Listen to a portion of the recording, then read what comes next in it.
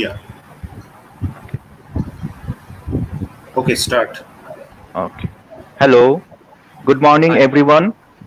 Respected Principal, Purbasthali College, Dr. Bibhas Chandra Saha sir, keynote speaker, Professor Anita Singh ma'am, plenary speakers, Dr. Pinaki de sir, and another plenary speaker, Rezan Saleh, IQAC coordinator, Lipika Ghoshal ma'am, all the distinguished dignitaries, faculty members, PhD students, my colleagues, dear students, ladies and gentlemen. A very warm welcome to one and all in the second and final day of the two-day international e-conference on surpassing boundaries to create, critique, identities, a praxis of female. I'm very elated to inform you that we had more than 1200 viewers for yesterday's event. We thank our audience for being very patient and to participate in this event. Today, we will circulate the feedback form in the description box as well as in the chat box. The link will be active for an hour after the end of the event. I request you all to fill this feedback form and use the chat box to ask your questions only. The world is full of precious gems, and we do have some of them with us here today. I'm very fortunate to be able to introduce our first plenary speaker, Dr. Pinaki De, who was my teacher and one of my mentors. He is a multiple award-winning graphic illustrator who regularly works for renowned publishers like Penguin, Random House, HarperCollins, Hachette, Routledge, Primus, Oxford University Press, Singapore University Press, Alchemy, Permanent Black, Bloomsbury, Orient Black Swan, Worldview, Pan Picader, Sage, Rowley, Sahitya Academy, Rupa, and many others. He has designed almost 500 book covers till date. He is the winner of Publishing Next Prize for the Best Book Cover Design in India, twice in 2017 and in 2019. His book cover for Calcutta at by Kunal Basu won the prestigious Oxford Bookstore Prize for the Best Cover Design in India at Jaipur Literary Fest in 2017. His layout design on Satyajit Ray's archival manuscripts has drawn accolades from all across the globe.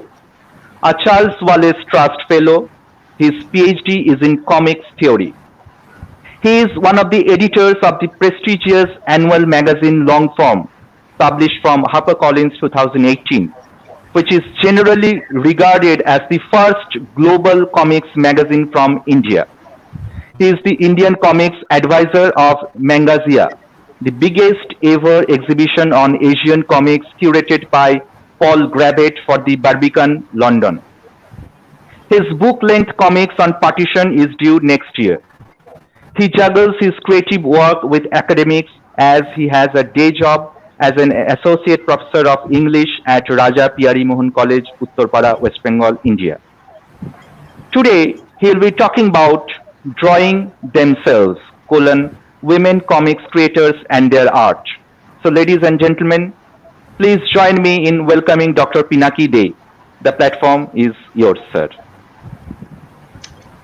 Thank you, Shomo. I mean, I'm not sure whether I deserve this kind of introduction. Frankly, I'm very very happy to talk about the topic that you actually proposed to me. Of course, Shomo has been my student, and so when he said that I need to present something on this, I couldn't say no. Of course, what I'll try to do today is, I'll try to talk about the praxis part a bit more, because I'll be talking about how you can use comics as a way of creating a kind of a platform for many gender related issues which are really pertinent. I'll be focusing mostly in India, but of course, as you all know, if you expand the topic, you can easily do it across the globe. Of course, as you all know, comics is a very, very popular medium, but it's also a very, the way, comics has developed. Many actually use the word graphic novel now, you know, which is a sort of term I don't like because of certain issues. But if someone does, use graphic novel, I have no problems at all.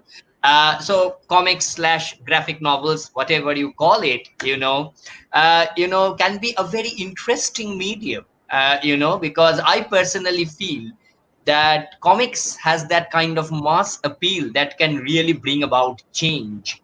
And comics actually in India has always been about, children, is meant for children. It caters to children. And that's a problem that we got in India, because I think in 1960s, 70s, comics became a kind of a, kind of a form that only appealed to children, because there were no comics for the adults, right? For grown-ups, right? So all the comics that were done were basically like, picture books, or sequential picture panels, meant mainly for children. So there were comic strips. The place where I live in Bengal, for example, had a lot of comic strips, but all of them are mostly aimed at children. But today, we know that comics can be used in very many ways. In fact, you can write, you can do comics, use comics as a medium to, do things that you cannot do in conventional sort of stuff. I can give you some examples. So, for example, even political parties can publish their manifesto as comics. It has been done in United States. You can actually publish your protest sheet in a comics kind of form. You can actually make comics on, of course, on even a medical prescription. I can give you one example. For example, a comics by Nick Susanis, which is called Unflattening, is actually a PhD thesis. And remember, the PhD thesis is not about a very small matter. It is a proper PhD thesis on a very grave subject. And Susanis has shown it's a science. You can actually talk about science in a more accessible way through comics. You can talk about anything under art through comics. Because one thing that is very interesting in comics is because it is, of course, so visually loaded, and you can actually reach to a lot of people without much ado. In India, for example, comics has been now is of course being used for very many purposes. For example, I know of a person called Sharad Sharma who has started something called the grassroots comics, where he is actually taking the comics to the marginal people, and he is actually giving them only a pen and a pencil and a paper, and they can draw their own experiences in and express it through pen and paper. So that's something, drawing is something that is almost fundamental to us. It's something that, of course, you need not draw very well, but the very act of drawing is something that's almost cathartic to us. And of course, people may not read, but often can read the drawings in a more accessible manner. So grassroots comics, for example, has actually brought out a book called Stateless Not Voiceless, which is actually about the Rohingya refugees in India. And it is the Rohingya refugees who have drawn their trauma themselves, who have drawn their, stories themselves. So as you can see, comics, the very idea of comics being, a very kind of a staid medium meant for children, all these should go. So as you can easily understand, comics can be used for gender related issues a lot. Now, even in 1960s, 1970s in Europe or in America, comics was mostly talked about as a, man's world. Most of the creators were men, and the women were presented as, look at the superhero comics, for example. You have a occasional Wonder Woman and all, but mostly, they were, created as, objects of sexual desire. In Batman, for example, look at the way a Catwoman is sort of, represented as. So what I'm trying to tell is that, with the advent of more and more woman comics creator, things began.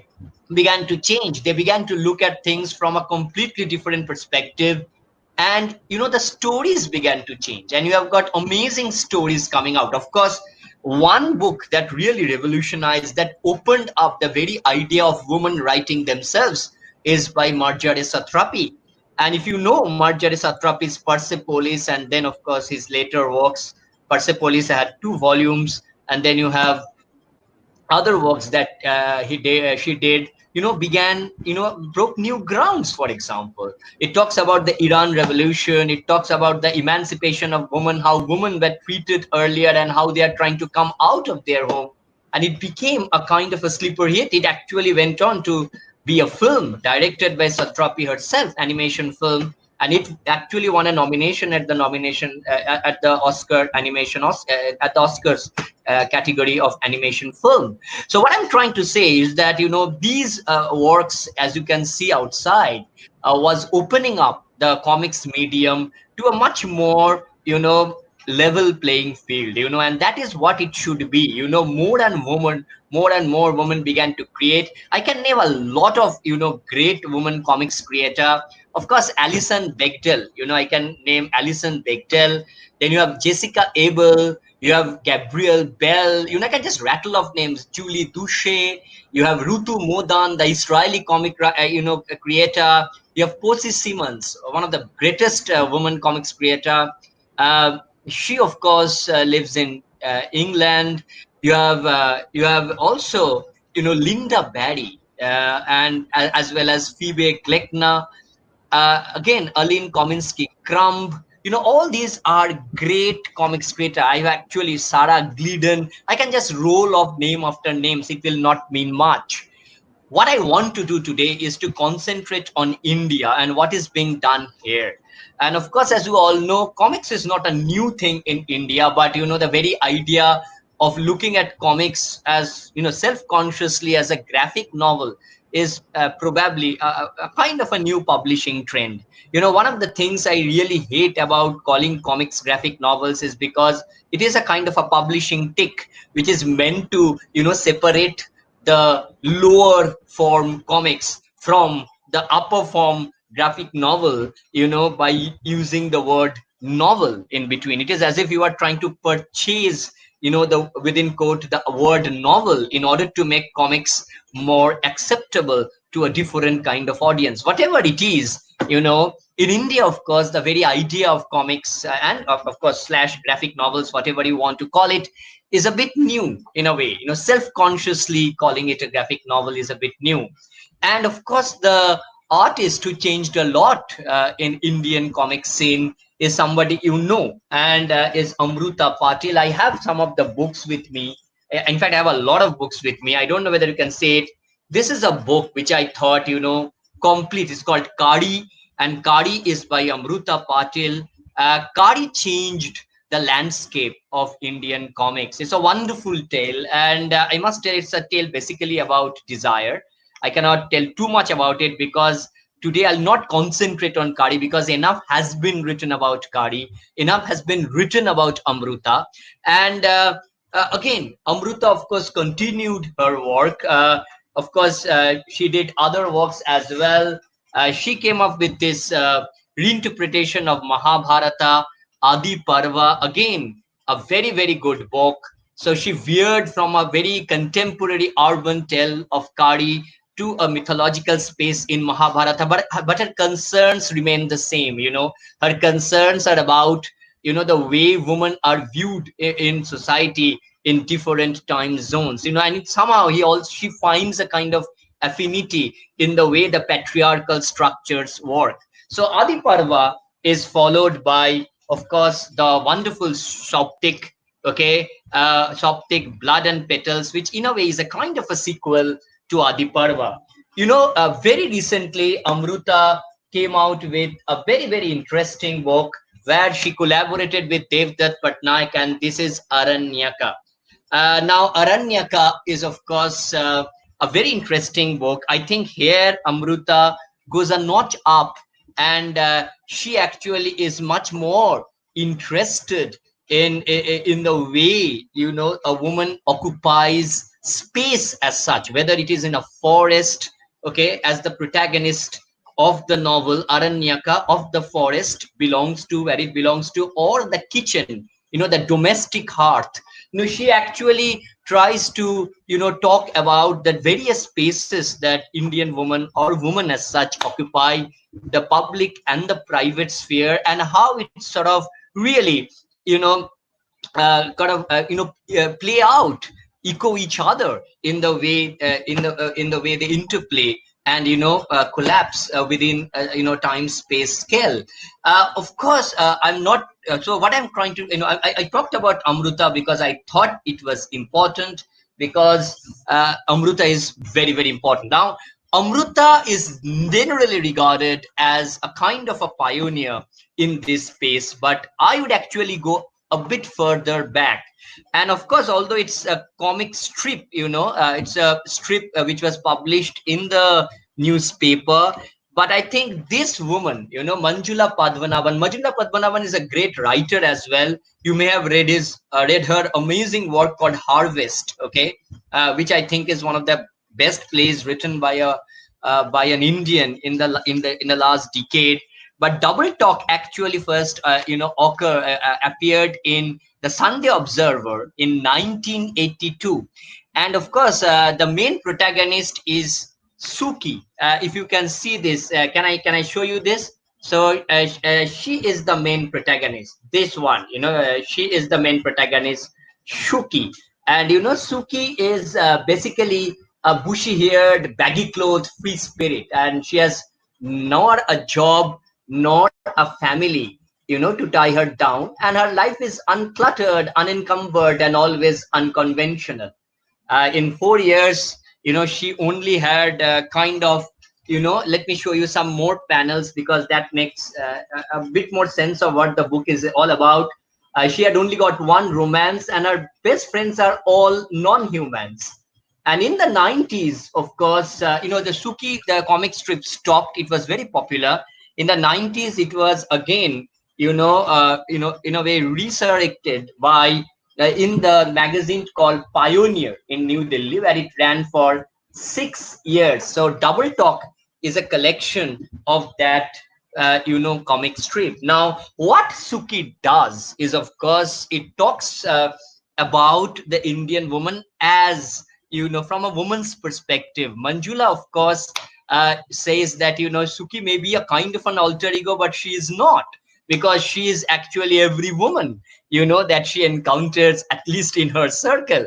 And I think Suki is a kind of a trigger, I think, for the other works that I will show and that will follow. Okay, so when I'm talking about Indian comic scene and how, the praxis part, because I think it is very easy to theorize about feminism, about gender issues, but I think comics also gives you the practice part very easily, the praxis part, to tackle the praxis part very easily.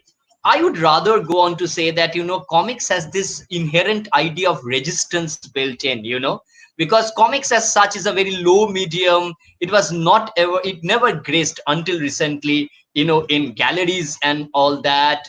It is changing, but still it has got those, what is called popular roots. And that is why I don't want to sever the word comics, and use the word graphic novel too often, because the popular roots it has got, that has got the inbuilt idea of resistance in it. And I personally think, comics can be an amazing medium to express protest, to express resistance to what is, what is stayed in the society, to what is wrong in the society, to what is, almost not moving in the society. Comics is cheap, first of all. It is easy to access. You can easily do it. And you can, if you actually have a great idea, great story, and if you can even draw stick figures, I think you can convey things visually more than anything else. So I think Suki, Manjula's Suki, and of course the book Double Tuck is a very interesting kind of a phase. And then of course it was followed by Amruta. But you have to also remember that these things are, these things seem so different, radical, because you already had Amar Chitra Katha, in Indian comic scene, and you had, stories of female protagonists. It is not as if you didn't have, stories of female protagonists. You had that stories of Rani of Jhansi, Mirabai, and who not. Look at, say, for example, the Rani of Jhansi story. But the problem is, Amar Chitrakatha created a very problematic stereotypical image of the Indian female, and I would rather say it is the kind of it is the kind of a female that is constructed only through male gaze. So the controversial issues regarding sexuality, regarding female desire, regarding plain talk, which is very, very important for the woman to discuss, to converse, to bring out in the open, are absolutely edited out. And of course, Amachitra Katha served its purpose for the children, but I think that's also somehow, had a kind of a it created a kind of a patriarchal bent to the way, they depicted the females. So there may be a comic about Matungini Hajra, or there may be a titular comic about Jhansi of Rani Jhansi, or Rani of Jhansi, or there may be a comic about Mother Teresa. But it is all about the kind of woman that the male would love to see. So it conformed to a kind of stereotype of the way Indian males viewed the females. Now the shackles were broken by Manjula, and then by Amruta, and then other great anthologies began to come up. But today I also want to show you how very common people, how very common, women who are not published actually uses the internet or the web in order to talk about their own problems in a very, very radical way. And this, I think, is really revolutionary, because of course Amruta has published the book of Amruta Patil. The books of Amruta Patil are all published by HarperCollins. Of course, Double Talk, for example, is actually published by Penguin. These are big publishers, and you may not actually expect everyone's book to be published by big publishers. There is a what do you do as a common person, as a woman who want to tell their story? Because I believe that everybody has a story to tell, and today, of course, the net can be an amazing place where you can actually convey your story. Now, of course, except Amruta, there are other women comic writers in India who are published, like Parismita Singh, who is amazing. And of course, Priya Kurian and Devopriya Roy has brought out this called Indira, which is actually the story of Indira Gandhi.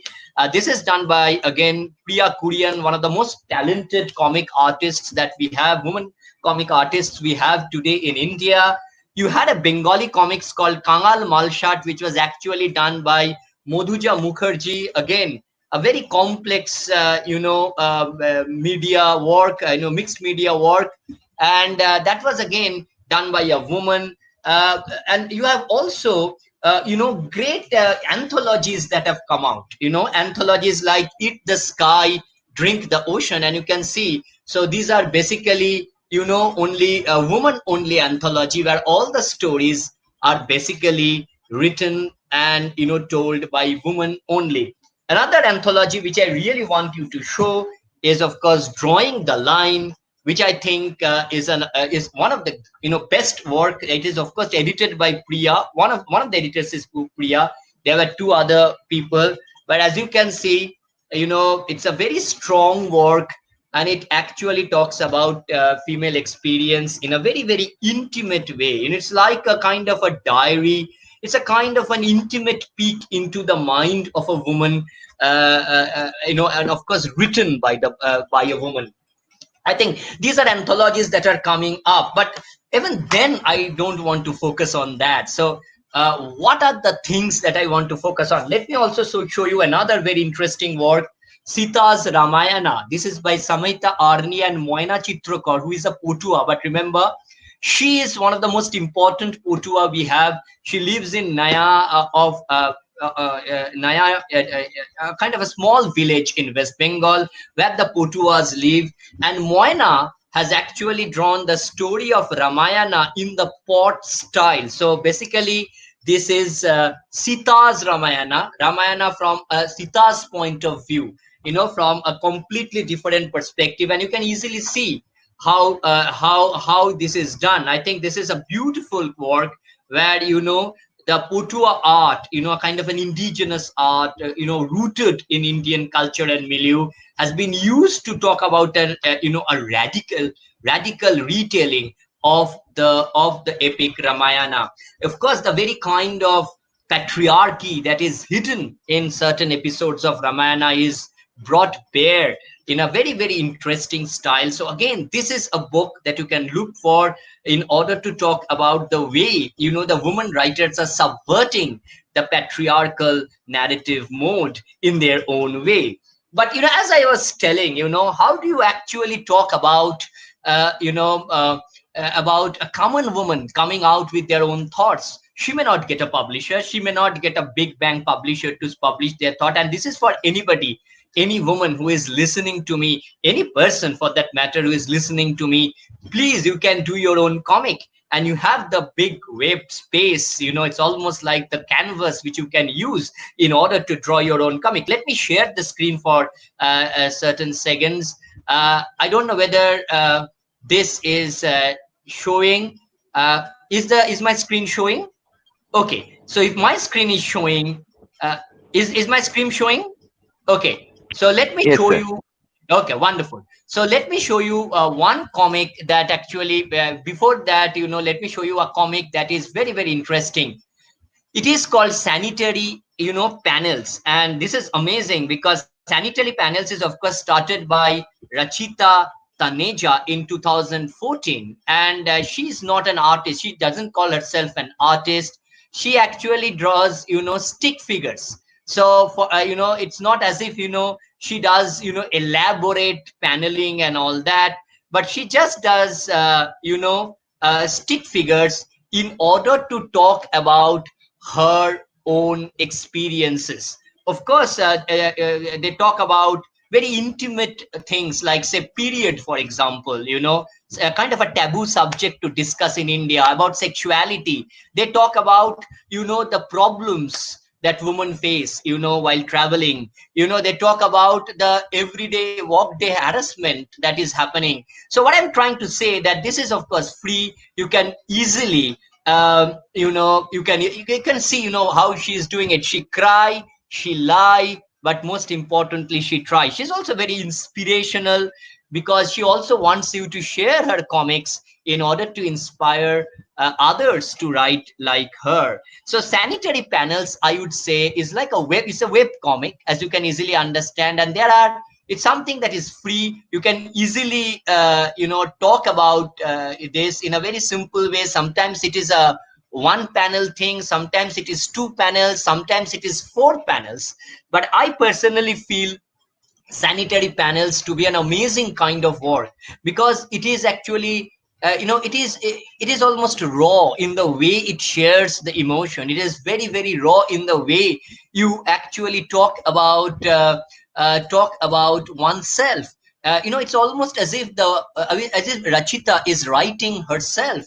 you know in the panel, she's almost writing and rewriting, erasing, effacing, rewriting herself in the panels, within the panels. But she's also taking herself out of the panels into the big world and talking about and starting a conversation with other people. She wants the other people to understand what she is thinking, of how the woman think, the kind of the woman's world, which otherwise may get lost. And sometimes a book form doesn't do justice to a regular kind of a to a regular kind of a to a regular kind of a uh, diary. Because I personally feel this is like a diary that you are maintaining. This is almost like a daily diary.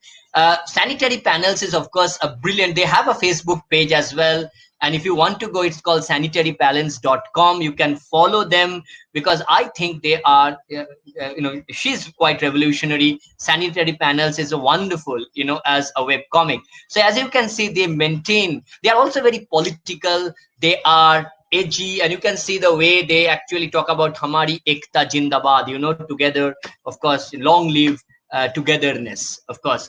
Another comic, so Rachita Taneja, Sanitary Panels is one example I wanted to show. Second example which I want to show is Arti Parthasarathi. Now, Arti Parthasarathi has this website called Royal Existentials, and there she uses the Mughal miniature painting in order to point out the inherent misogynistic tendencies that is prevalent in patriarchal India, from for ages. So what Arti is, of course, she uses Indian vintage art, mostly Mughal miniatures or any other miniatures for that, sometimes medieval miniatures as well, other medieval miniatures as well, in order to tell stories of historical angst which are mostly very contemporary. So, there will be a lot of historical references, but the story will be something very, very contemporary. It's like a palimpsest, you can understand. He's almost overlaying the past with the present and the present with the past, showing that our attitudes haven't changed a lot.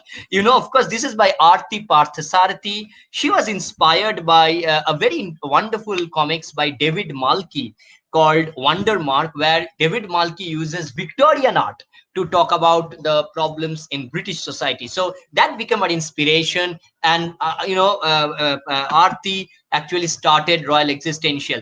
You can actually again, you can actually scroll through, the comics. It's all free, as you can see. Yeah, for example, let me show you this: contemplating conflict. What is the cause of this endless conflict? Why do men battle thus? Is violence truly is really the true nature of man? Then the parrot talks to the girl and says, life is very dull when the king lives to fight a war with the enemy, ain't it? And then the girl actually expresses her desire, sexual desire, and say, I have needs, and the word needs is bold, italicized. So you can easily understand it's a kind of a coming out kind of an effect. It has got a coming out effect, and there's a kind of a candor to it, and kind of frankness to it, which I think is needed. Because if you want to really start a conversation, I think you need to be frank. You cannot skirt the issues. You cannot actually sweep them under the carpet. You need to talk about sexuality, about violence inflicted on women, about all the things that seem unpalatable, but which actually forms the reality of our society. So, again, you can see, the battle of sexes in a polo game, for example, the elephant polo game. It actually becomes kind of a battle of sexes where the woman actually is trying to win. And as a goalkeeper, I see the ball as the patriarchy, which I will smash with whatever this thing is. So you can easily understand the angst in this comics, which I think is amazing. Another work which started off as a kind of a web thing, but became a book and then an animation kind of a film. It became huge. Is a work called Priya's Shakti. And if you look at the Priya Shakti's comic books, there are three Priya Shaktis, of course, created by two males, Ram Devinani and Dan Goldman. And I met Ram, and he said that it started off as a web thing, but it became a huge thing. You can download the free comic book if you go to priyashakti.com. Of course, there are 3 stories there now, at least right now. Of course, more stories can be added. One is Priya Shakti, which is actually a kind of a direct reference to the Delhi gang rape. And, of course, Priya becomes a kind of a avenger kind of figure, a kind of a Durga, goddess Durga, riding on a, almost, Ram also juxtaposes mythology. Priya becomes Durga as well, riding on a tiger and trying to destroy the Asura. Okay, there is a direct and, in a way, oblique and direct references to the Delhi gang rape that took the country by storm in Priya Shakti. Priya's Mirror is actually about acid victims, and the last one, Priya and the Lost Girls, are actually about the way, it's about the way, girls are used in trafficking. Ruchira Gupta, the influential, the member Apne Aap, I think, the NGO that actually works on the lost girls, that are taken to trafficking, collaborated on this. And you can see Priya Shakti is not just a book. It tries to actually it tries to be there on the graffiti as well, so there is this like a big project, and it's a kind of a project where everything intersect with each other. It's a kind of an awareness. You can see a lot of it went to a lot of places. You can see how, it went to slum. It tried to sort of trying to create a kind of awareness of what a woman can do, of the way, the woman can stand up to the injustices meted to them through this figure of Priya, a kind of a mythological figure, very very strong figure. So Priya Shakti is again one work. Of course, now it has got big, but initially it started off as a web thing. Next one, I did a next comic is something I really really want to talk about, and this is actually a comic called Menstrupedia. Now you can actually check out the website, menstrupedia.org or com. I think if I have the website, let me see if I have the website. No, I don't have the website here, but you can just search Menstrupedia and you get it.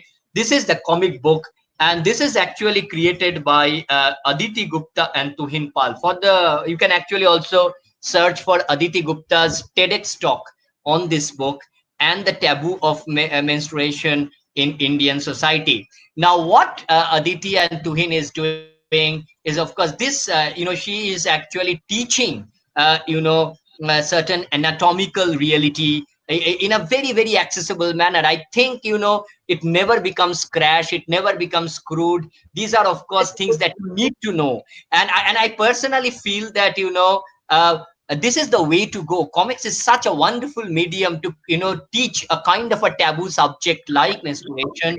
And I personally feel this is a work. Look at this complicated work, being made so simply accessible, and this should be, and this, Aditi wants this book to be distributed free for to every girl in from class 6 to class 10, which I think is being done now by a lot of organizations. So you can see, initially this is the kind of drawings that they had, then they colored it. And of course, these are the characters that are recurrent in the book. Through these characters, through the experiences of these characters, all of them are women, and you can easily see that they cut across age and class. The very idea of a very taboo subject is being brought to life. And this is, I think, the way to go. This is, I think, the very important of the part of the praxis part that we should actually, talk about. Now, of course, Menstrupedia, I have the comics. Let me stop sharing for a second. Uh, uh, I don't know whether I am visible now. Oops. Am I? Yes, I am visible. Yes, I think I am. I'm stopped the sharing for some time. This is the Menstrupedia book.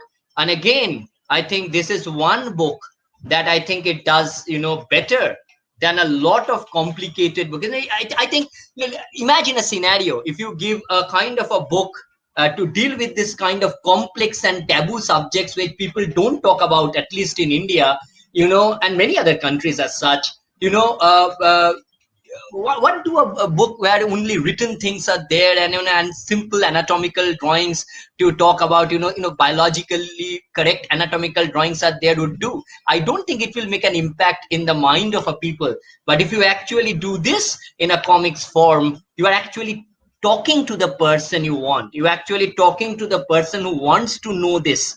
So, everything about periods are being, almost demystified in this book. And I personally feel this is an amazing work that you should all be aware of. Of course, the very idea of adolescence is being also, taken by new kind of new age artists. This is not published. We are going to publish this, but this is like a sneak peek called the Hairsuit Woman. This is by an amazing girl called Vani, where she actually keeps a kind of a personal, sketchbook size thing, about the depression she, about the depressing period she went through during growing up, during her adolescence period, and the kind of changes that were occurring in her body and she had nobody to explain it to her, and she was actually, feeling very, very depressed. And then she actually penned this journal later, when she's of course much older, remembering those moments. And so I think this is also something that is very, very important, because you need to bring out, it's, in the comics is a bit of a, like, catharsis. You need to bring it out. Now you may say, I cannot draw. I mean, that's not an excuse. Then Rachita wouldn't have started sanitary panels at all. She's not even drawing. She's actually doing stick figures. As long as you can communicate through stick figures, even that is fine. Okay, let me also show you a bit more about others. There is, of course, Kalmuhi. Again, another work which is now only in Instagram. Kalmuhi is, if you can see, Kalmuhi is actually by, Kalmuhi is by Pranjali Dubey. Again, she is just doodling. She is not even doing comics as such. She is not even actually trying to do, proper comics. She is just doodling about her feelings, the way she look at, the life. And again, she is talking very intimately about things she wants to talk about, but doesn't have an audience, doesn't have a kind of a echo, a sounding board to talk about. So I personally feel this kind of work actually can bring things up. Another interesting work that I want to show you is this work, this comic called Brown Sorry to Paper Bag interrupt you, Comic. sir. Are you sharing your screen? Oh no, I'm not sharing my screen. Oh, I'm sorry, extremely sorry. Can I share my screen? Oh, Yeah.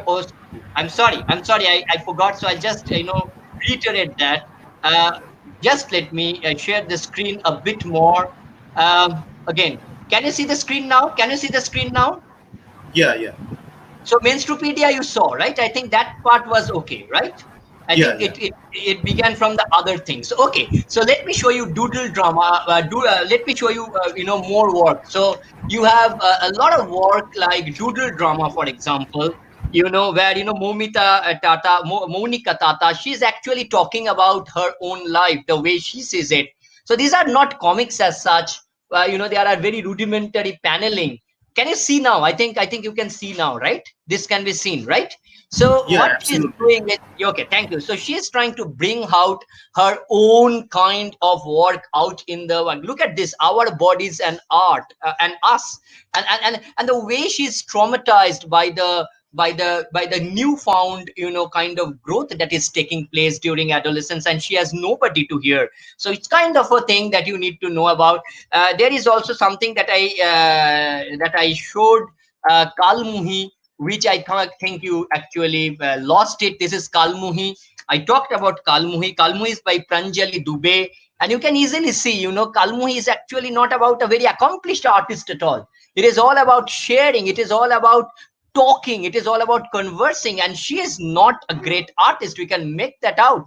But it doesn't make a difference. I think if you have something to tell, you need to bring that out. I think that is the practice part, which actually comics allows you more than anything else. Let me also show you this amazing comics called the Brown Paperback Comics. Again, a very web-based comics. This is actually by a male artist called Sailesh Gopalan. But what is very interesting in Sailesh's work is, of course, she tells a tale of Kabir. Kabir is a boy who is the protagonist of it, but the very dynamics of the exchange between Kabir and his surroundings change when her fiery sister comes to play. I think Ananya, the character in this comic, is the one who actually galvanizes a lot of feelings that Kabir, kind of feelings, in a way, misconceptions that Kabir has about the society. So you can see even in this web comic, which is not per se about gender issue, you can talk about another voice, the other voice, which you tend to ignore all the time. You're trying to bring out the other voice. As a male, I am always, I should be always willing to hear that other voice, not only hear that other voice, maybe see from the perspective of the other voice, in order to make sense of the world around us. Of course, there are many other works that I can go on, but before going to anything, let me show you one particular work which I think is amazing. This is, of course, the okay. So basically, This is called Custom Cuts.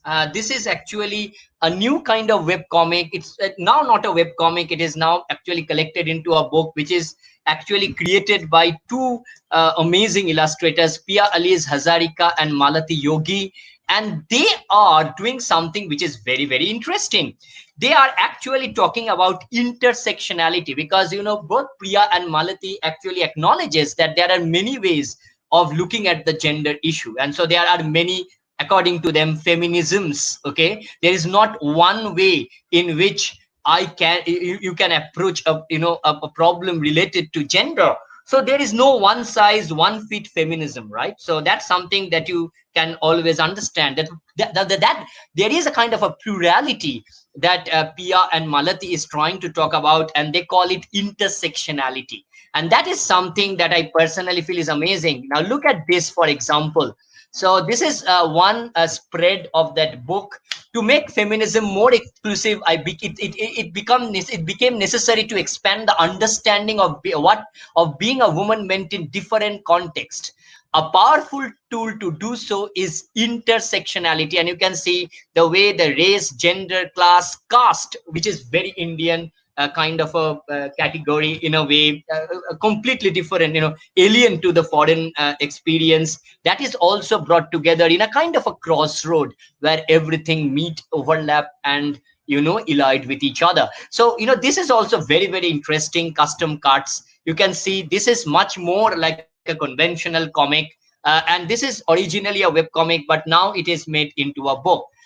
For your information, this is the picture of Pia and Malati, and they are actually collaborators. They are collaborators. Now, even if you look at the other things, and I want to show you very, very interesting things, how, of course, this is not done well, but in West Bengal, there is a scheme of the West Bengal government called the Kanya Shri. And, without being political here, I must say it is actually about, woman empowerment. And so when the West Bengal government won a UN award for Kanya Shri, they wanted to talk about the Kanya Shri thing to a bigger section of the people. They wanted to reach out, and one of my friends, a kind of a bureaucrat there, suggested the comics, and you can actually see how they are explaining the various things that are part of the. Can you see this? Various things. This is of course in Bengali, but you can see how they are explaining various things of the project in a very common, simple, accessible comics. So this is actually published by the West Bengal government, and I'm very sure that many other governments can take the cue from this and publish social projects in a more accessible way, and comics would be a fantastic medium to do it. So this actually got a special mention in UN. We, for example, and we must also talk about this comic which came out just now. This is basically a children comic called Nadia. But whenever a woman write about children comic, the very dynamics of the comics change. Now, if you see the book Nadia, you can easily understand that it is the drawing of Nadia is very childlike. It is actually targeted to the teenagers. But what is very interesting about Nadia is that it talks about something very complicated. It talks about divorce and the impact it has got on the children in a very accessible manner through comics. I have Nadia, so once I have stopped, streaming this, I can show you Nadia. But before I stop streaming, I want to talk about the things that we are trying to do. Of course, we have a group called Longform. Longform is a kind of a collective which has brought out this amazing volume called Longform Volume 1, Longform Collective. Now, unfortunately, we are all male. We are trying to include more women in our collective. But frankly, in the comics that we did, 60% of the contributors were basically females. And, we were very surprised to see the kind of results that came out of our research. They are a very young woman. For example, we got a contribution from all the way from Tehran called a travel book, where the writer called Parsu Abashi is talking about hijab, and she's actually making fun of hijab in a very interesting way. It's not making fun of hijab in a way. She's very she's talking about the fun way sorry, she's actually talking about a funny way to put in a hijab. So hijab for her becomes a kind of a fashion accessory as well. So she is actually aware of the religious implication of the hijab, but she's also trying to talk about the hijab being part of her fashion accessory. And and the way Iranian woman looks at hijab from different points of view. So this is very, very different way of looking at a thing, completely radical way to look at things. There are other female contributors which I can show. I'm just rushing through because I think we have almost run out of time. I may get 4 or 5 more minutes maybe to complete what I wanted to say. Okay, so let me show you one of the discoveries we made. And so when we conducted our workshop, we actually encountered a lot of women artists, and very, very young ones, 18 years old, 17 years old, and they all want to talk about their own story. And one of the persons who completely took us by surprise is this woman. Just let me get you to the comic, because it's such a big book, and I'm sorry that I have not queued it up, but this is the one. I'm talking of Ekta Bharti, and she did a very interesting work called Aunt Clara. She was there in a mess. She was living with she was her mess matron was Aunt Clara, and she shared a kind of a loved relationship with her, and a kind of relationship that she couldn't say, I couldn't write it down. I want to draw it down, because it's such an intimate kind of a relationship. It's a kind of, because she's like my surrogate mother. And this is a story. I want to do it only in comics form, and that is how it came up. And it's a beautiful story about the way she's growing up in a hostel away from her home, and completely unknown stranger Aunt Clara is almost helping her in the act of growing up.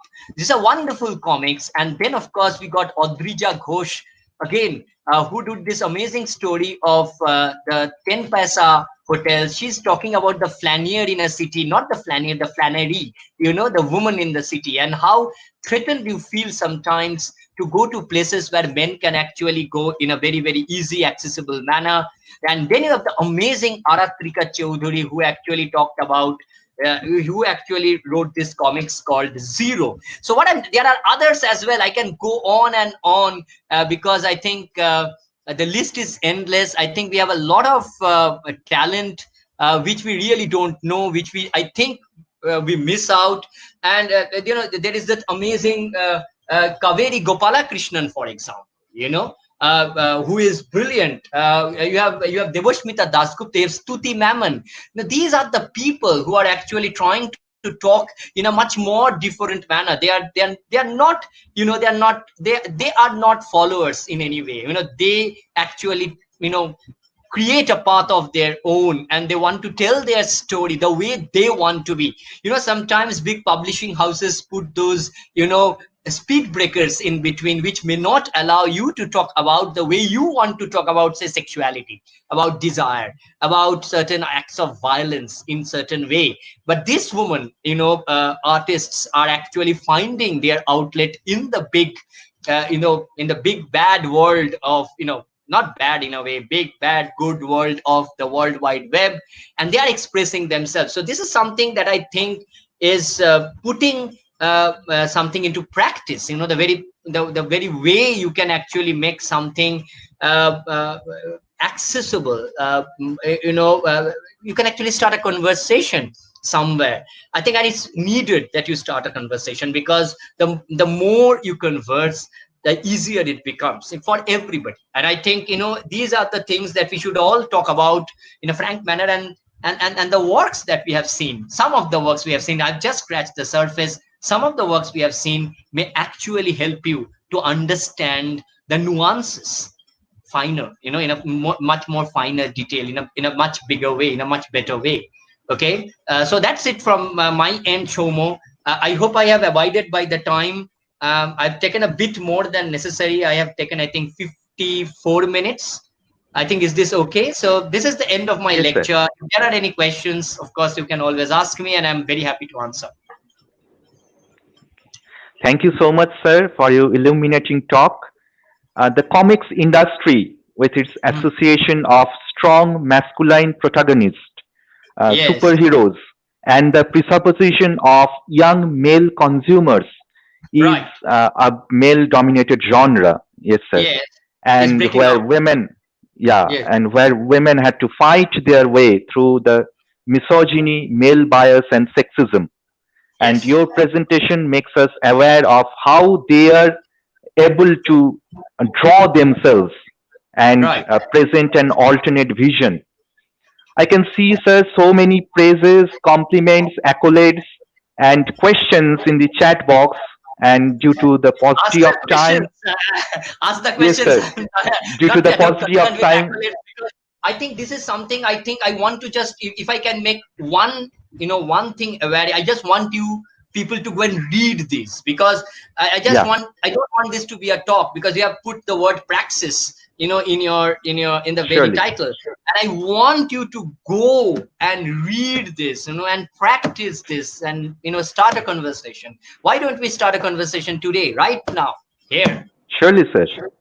Yes, We have some questions. So, tell me, first one, actually, I'm combining two questions. One tell is me. by Gunjan Chaturvedi. The Yes. question is, how far have these comics creators have successful been successful in bringing out some sort of change? If one wants to write a critique of a graphic novel, what Mm. features should be paid attention to? The second part is a huge question. I can actually have a Yes, seminar sir. on that. That, I think, Uh, is a big question. So I think that part of the question they can write to me directly. I can give my email to them, okay, and sir. so it's pinaki@gmail.com. You know the email, so you Yes, sir. can Yes, put it sir. in the chat box, and they can, because the second part I'm not answering, because I'm sorry for that, because it's too big a question, and I So want to we hear the can next. do one more thing as well. Hmm. So we can just arrange all the questions and mail it to you. And if you answer those back, we No, can no, no. mail Let the. me answer the first question, because I think Okay, sometimes, yeah, yeah, direct answers help, if you yeah, yeah, don't yeah. mind, because I No, can no, see no. the next speaker also waiting. I don't want to make her wait for long. But I think, I don't know whether they are successful. They are successful in a very small way, but I don't measure their impact by the kind of success they have got. I think success is secondary here. It is first important to come out. It may not be a global movement. So look at the way the Me Too movement actually spiraled out, to be a kind of a global phenomena, only because you think, there were so many big actresses and people who are coming out with them. What about the rights about people who cannot talk, people who don't have a voice of their own? Exactly. So that problem will always be there. But what I really want to know, I don't know whether they are successful, but I think they are making an impact. They are slowly making an impact, and if I go by the kind of following they have in their social media accounts, I think they are making an impact. It's too minuscule an impact, I must acknowledge. So we want to make it a kind of a movement. I think this should be a kind of a movement. This should be kind of a awareness that should be spread far and wide. It is you who can make it more successful by reading it.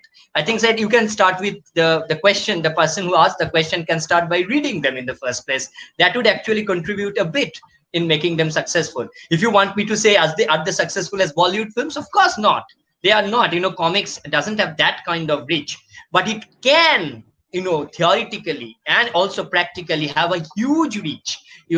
Reach to places where even the films may not reach, because films are so technical. You need a lot of things to take the films to those places, right? And for comics, you just need a pen and a paper, and the most simplest thing. So of course, web, again, web comics may not reach that much, but you can actually print out the web comics on paper and take it to them. And if it is done in a vernacular language, in a language that is easy, you can do wordless comics as well. You don't need words at all. Even for people who cannot read, they can read the images. They can actually make sense of the sequentiality of images. That is, I think comics can be a very popular medium if you can take it to the places where it matters. I think it can be. As you all know, comics are popular, right? But we need to be more aware of the kind of comics we are consuming. So we are consuming. Look at Tintin comics, for example. How many female characters you have? You have Bianca Castafiore, and that's a very problematic character. So the main problem, even in Asterix, how many characters you have which are female? So I personally think, we need to change the way we look at comics. I think the creators should change first. I'm not talking of Tintin, because Tintin is far, early kind of work, but you can see a lot of new works coming out, which is paying more and more attention to the nuances of female experiences. Yep. Thank you so much, sir. We are just taking up one more question. It's by Okay. Richik Chatterjee. Okay. The question is, I want to know, according to your perspective, which female comic writer has perfectly described societal backdrops of India? Very, very tough to say. Most of them are friends, and they would not like my answer at all, because no. But I think, of course, one of the persons I think is Amruta. Amruta is very, very interesting. You can look at, but there are others like Priya, Prabha Malia. What amazing! And the people. Priya, for example, I think is a person with amazing talent. Kind of, she just needs that one book that will make her jump into the big league. But right now, I think it's Amruta Patil. Right now, I think it's Amruta Patil. You should read Amruta more. She's somebody who should be celebrated, because she is a kind of an artist. She's an artist as well as a comics creator. She also does art, and she's somebody who can be a kind of a cult figure. She's already a cult, she has a small cult following, but she can be a kind of a cult. She depicts India in a very interesting way. I don't know what is authentic India, because I think there is nothing called authentic India. Every India is authentic in its own way and in various ways. There's a kind of a plurality which actually defeats the very idea of authenticity in India. But I can tell for certain, Amruta's perspective is very enlightening. It's very something that you can always look forward to. Thank you so much, sir, for this brilliant talk. I, on behalf of myself and on behalf of my whole college, extend heartfelt gratitude to you, sir. Okay. Thank you once again. Thank you so much. Thank you so much for inviting me, and I'll be happy to, I'll also listen to the next speaker. I'm eagerly waiting. Yes, sir. Surely, sir. So, sir, now we are moving forward to the next session, and we are very fortunate to have with us a dynamic personality all the way from Norway, and it's a great pleasure to introduce our next plenary speaker, Mrs. Rezan Saleh. She is a theater scientist, multicultural concept developer, and an international cultural researcher. She is an expert in Middle East theater, especially Iraq and Kurdistan. She is the co-founder of AIDA, a non-profit international cultural association for intercultural artistic activities based in Belgium. She is experienced in European and other intercultural projects, events, seminars, and workshops co-founded by EU and national funding bodies. She promotes intercultural and intellectual dialogue between East and West. She also works as an organizational administrator. Her areas of research interests are comparing cultural index, differences and similarity, search for the results in a historical, political, cultural, and philosophical context. She is graduated from Baghdad from Fine Arts Academy, Iraq, and holds MA degree in theater science from the University of Oslo, Norway. Presently, she is a guest researcher at the Center for Ibsen Studies at the University of Oslo, Norway. She has also directed plays. Mention can be made of Sex in Baghdad, which deals with the status and rights of women in Iraq. Today, she will be talking about interculturalism in a doll's house in a political cultural perspective, a case study. So, ladies and gentlemen, please join me in welcoming Mrs. Rezan Saleh. The screen is yours, ma'am. Thank you so much, Dr. Somaya. Thank you so much for this event and for opportunity to present something here about Ibsen.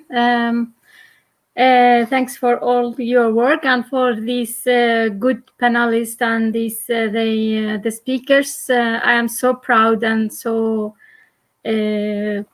delegated to be a part of this seminar here. And I'm so glad to hear so many male feminists from India. Actually, it's amazing. It's very, very amazing. It's not in Europe, they are not used to hear this very much. Very, very amazing. Thank you so much. Yes, I'm going to my presentation. I am sharing my screen here to just start.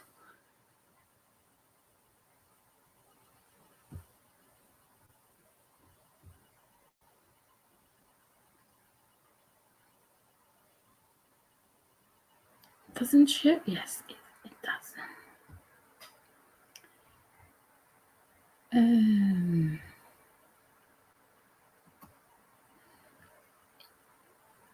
Yeah. Today I'm talking about Ibsen a little. First about Ibsen himself as a writer and poet, and also I am going to talk about his. We have a virtual center for Ibsen study that's based in University of Oslo, and this is, you can find a lot of information, a lot of knowledge about his works, and also the productions that have been produced in the world. It's all in this virtual center, and it's easy to get available for everybody in the world. So, as you know, Ibsen, the Norwegian Ibsen playwright, is born in the 1828 and died in the 1906. Ibsen is one of the Norwegian. Ibsen the Norwegian is the first world dramatic conscious of having a world audience. He was alive when he knew that his works is in many places. That's why it's a great also things that he was also knowing how the reaction of his work was.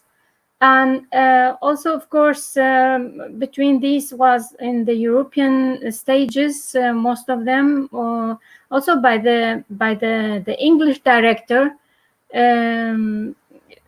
was played also in Kolkata in 1891.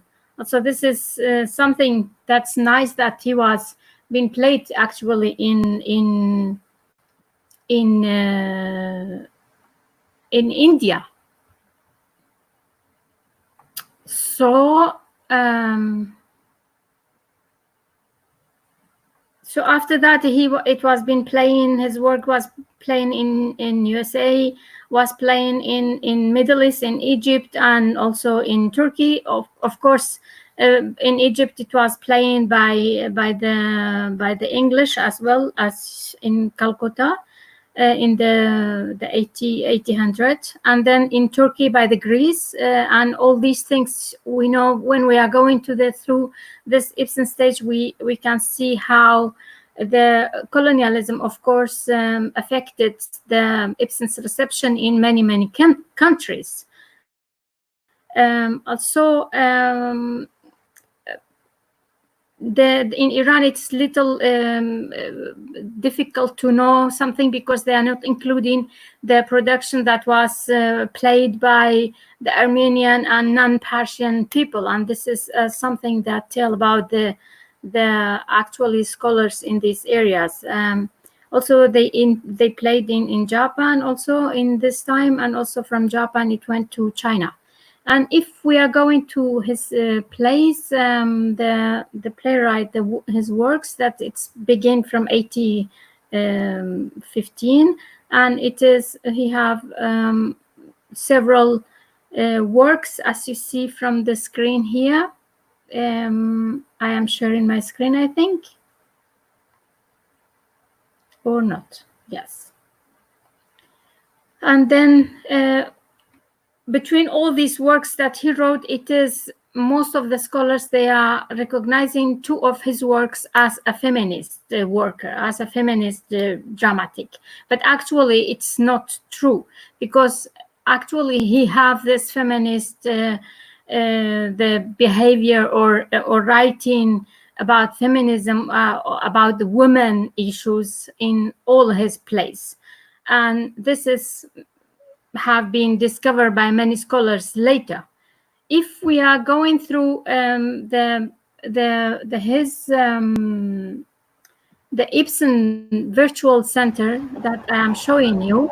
Ma'am, your presentation has got stopped.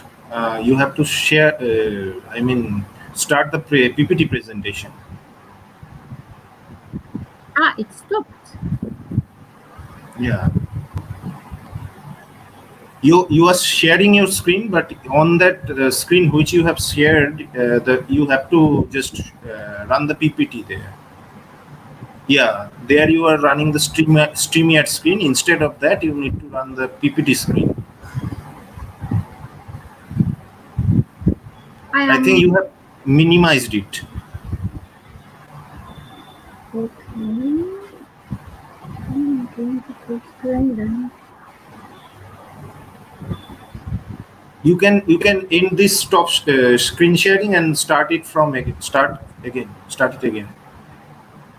Yeah, we can see the websites. You are seeing the website now. Yeah. Okay, I'm talking about this then. Okay. This is the Center for Ibsen Study now. You are seeing it is actually, if you are just writing the study for the Center for Ibsen Study, you are coming to this University of Oslo. You are coming to this virtual center of Ibsen, and here you can find everything about him. Here's you are finding the information what's here.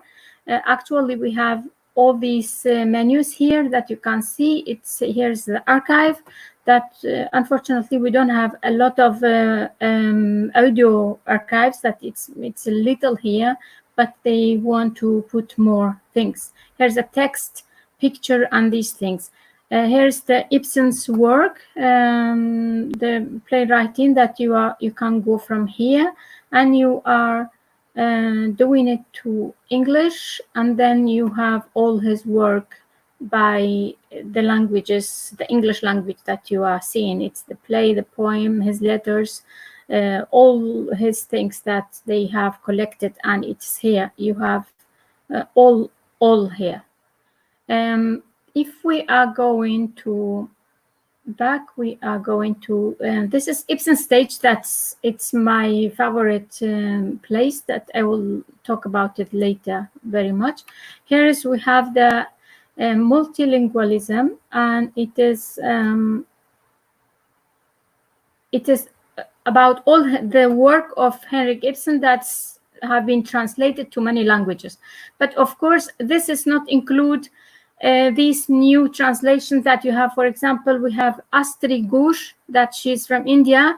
She have translated 12 of his works to Indian, to Hindi, from Norwegian. Now it is last year it was published, these books, but this is not included here because it's in a book form.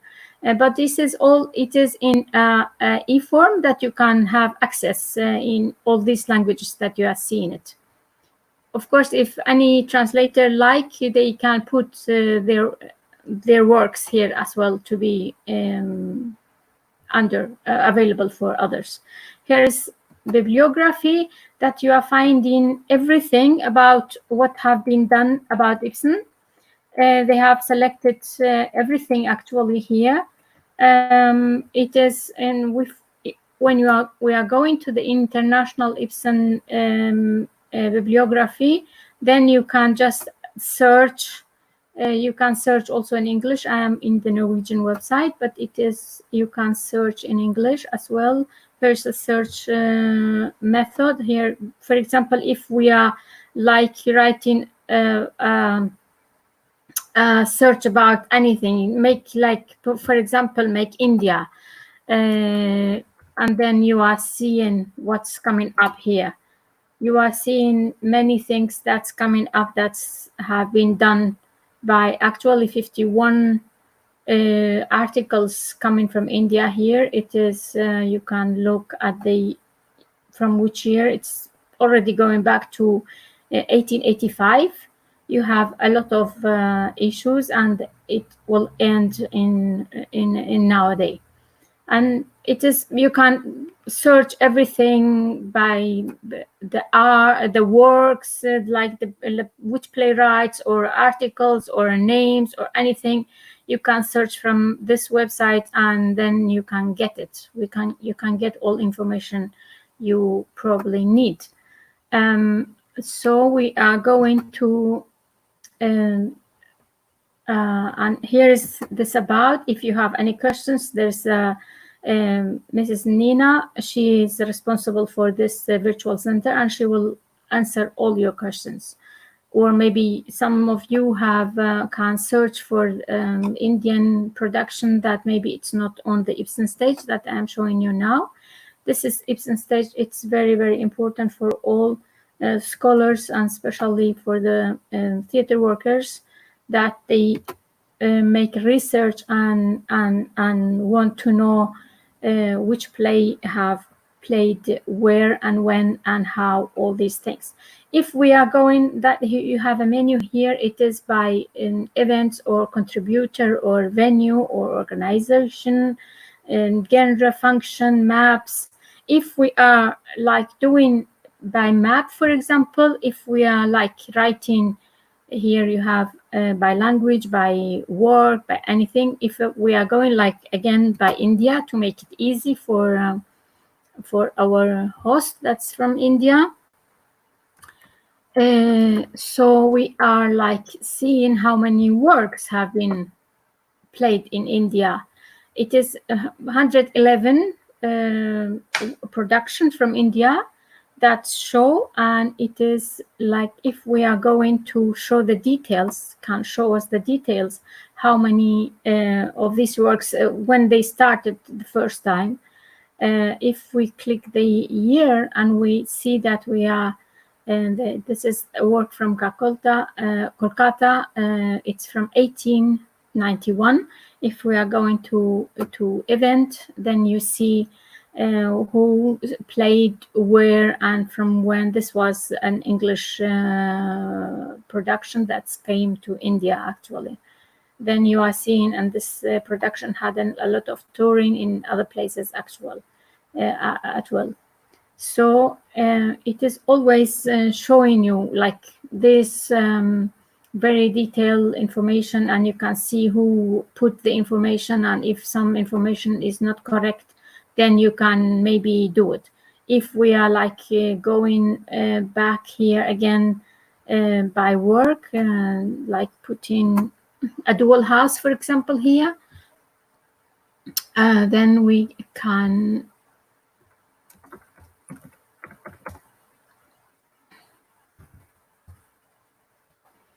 here we have we can see a dual house, how many dual house have been played.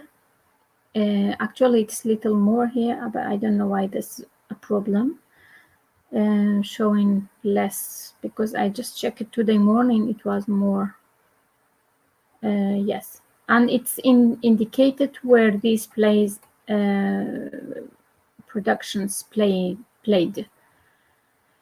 I'm going back to my presentation here.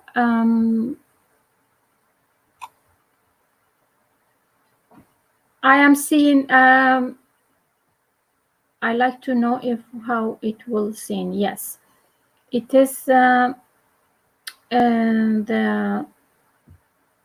if we are going to in my presentation, because I want to focus on this interculturalism in a dual house. A dual house, this morning I checked, it was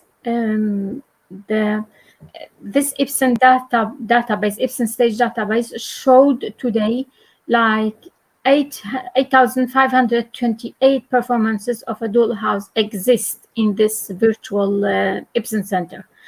And of course, 111, it's from India as well. But unfortunately, I'm not talking about many productions or productions from India today, because I was not prepared to talk about this.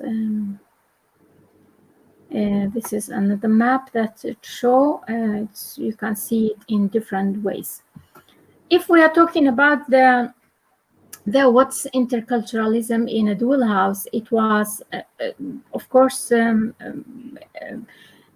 interculturalism, it's not only about the different nation or different cultures, how it was played, but also the area that it was played. Also, a dual house was played as a gender, for gender studies issues, diasporic studies, comparative studies, and racial studies. It have been played in many issues. And when we are in this today, because it's a lot of performances, and I have seen many of it. Of course, I haven't seen all this 8,000. I have seen many, maybe 100 of them, but I was selecting. Excuse me, ma'am. Sorry to interrupt you. Can you please just make the PowerPoint presentation full screen? Yes. You can just type F5, Control F5 to make the full screen. Yeah, fine. This. Yes, ma'am, fine.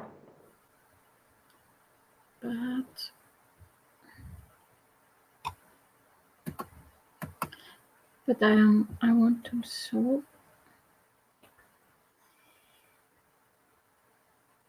Yeah, if we are like now, you are seeing it, no? Yes. Yes, ma'am. Yes, ma'am. Okay.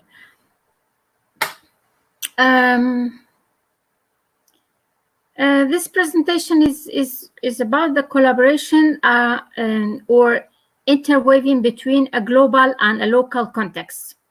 A dual house is a composite play with many layers, parallel action lines, and complex characters. Each individual person can see it through different glasses. This complexity has given rise to a wide range of interpretations, both in research and stage productions. In many parts of Asia, the society continues a huge challenge in gender balance. From now until now, the play has a wide relevance. In some of the Asian theater, still the man-woman relation resemble to Ibsen Nura. A dual house has been staged in different ways as translations, adaptations, and transcreation. In almost all of these societies, there's a woman everywhere, from the parliament, running the government, and down to the media, education. Some places like China, a big number of business, they have a big number of businesswomen there, as also in India, but still women suffering to not be treated equally. They even being called leftover. For example, in China, we just have seen a work that was about inspired by Nura, and they were like discussing this phenomena, this word that it's very very known now. They are calling them as leftover, where they are reaching 30s of their age and still not married, and then they will call them leftover. Therefore, the adaptation or transcreation and artistic expressions are normally different from those from the West. That's why it's very different. The works that we are seeing from a dual house from Western countries, it's totally different from this that we are seeing it in the East or in the Asiatic theaters. I will show some examples later. In order to communicate easily with their own audience, the text is adjusted to fit the particular sociocultural conditions of various countries. cultures.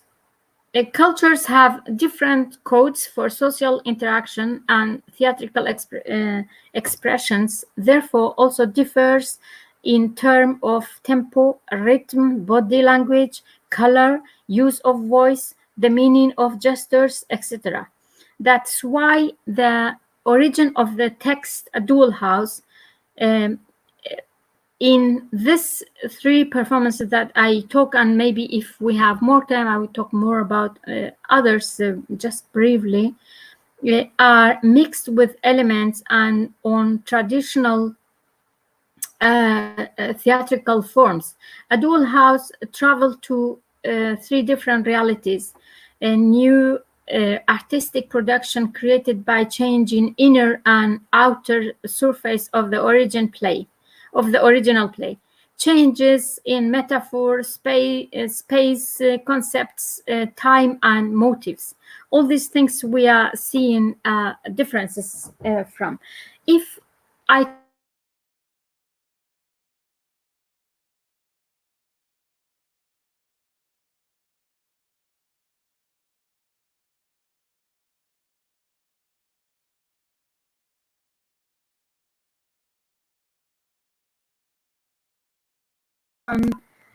this one, it is from China, A Dual House from China, number 1 CD. I just have to find it.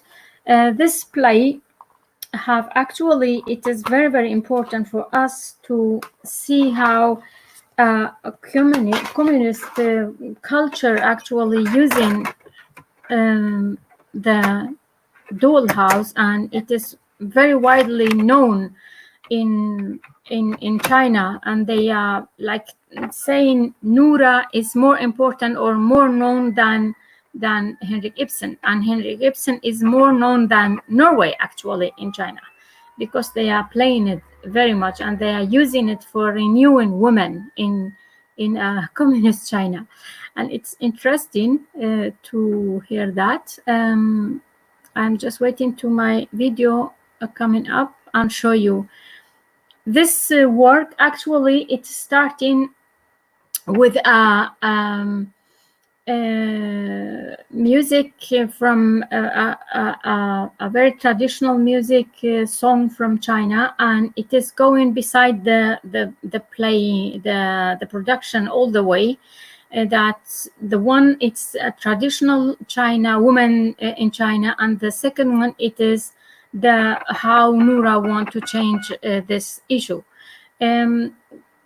Are you seeing my video, or I have to change the screen?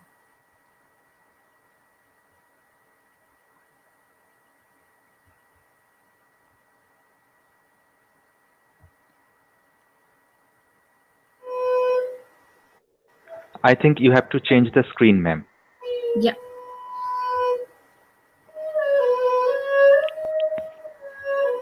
I have to. It's audible, but it's not visible, ma'am. Yeah, I will show it. Do it to full screen now. You see? Yeah. Yeah. It is starting like in this way. This is the play start. In the original play, it's not starting like this. It's Nura coming in. But in China, it's starting with this music and song.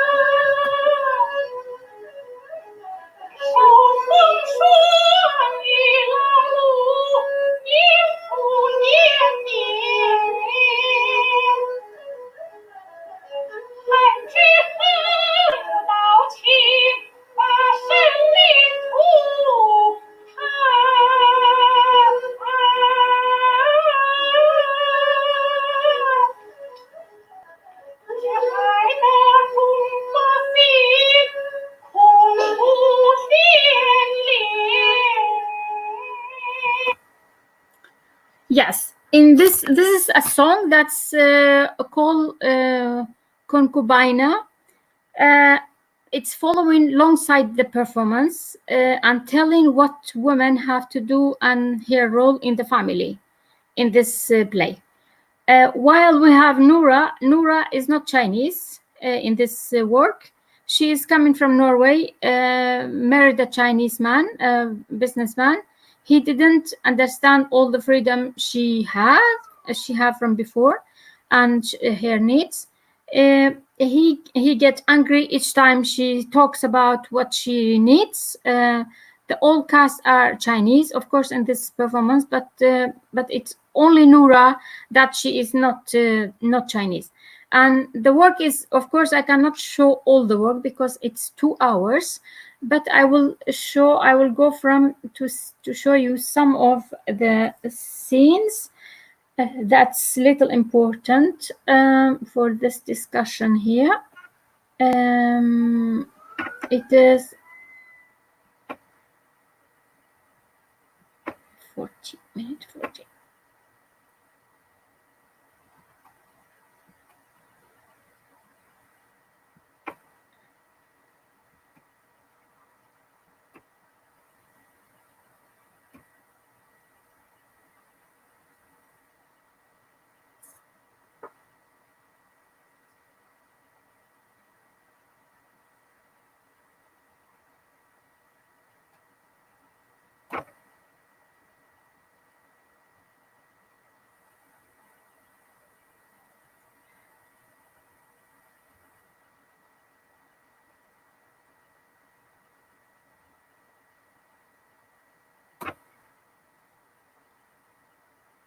It easy.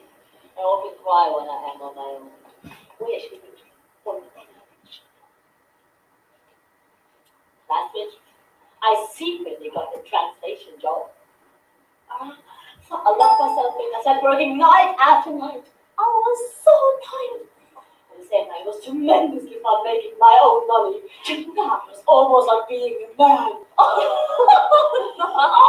my words are soon all over. And then you run for the children and have all those lovely up-to-date things that Helma likes so much. With a super spin. Maybe we will be able to make a trip back to Oslo. To see that beautiful Oslo fjord once again, that clean blue sea. It's so lovely to be alive and happy. Now you see here she's missing the Norway. She came to China as a translator. She's working as an English translator, and she is, of course, when the play is they have been married in 8 years already, and she was like in the original play, she's paying back this loan in 8 years. But here we discover later that she was married this man in only 4 years, and she was working as a translator. She's getting like a black translator, or as she said here. Sorry for the black because she's using it.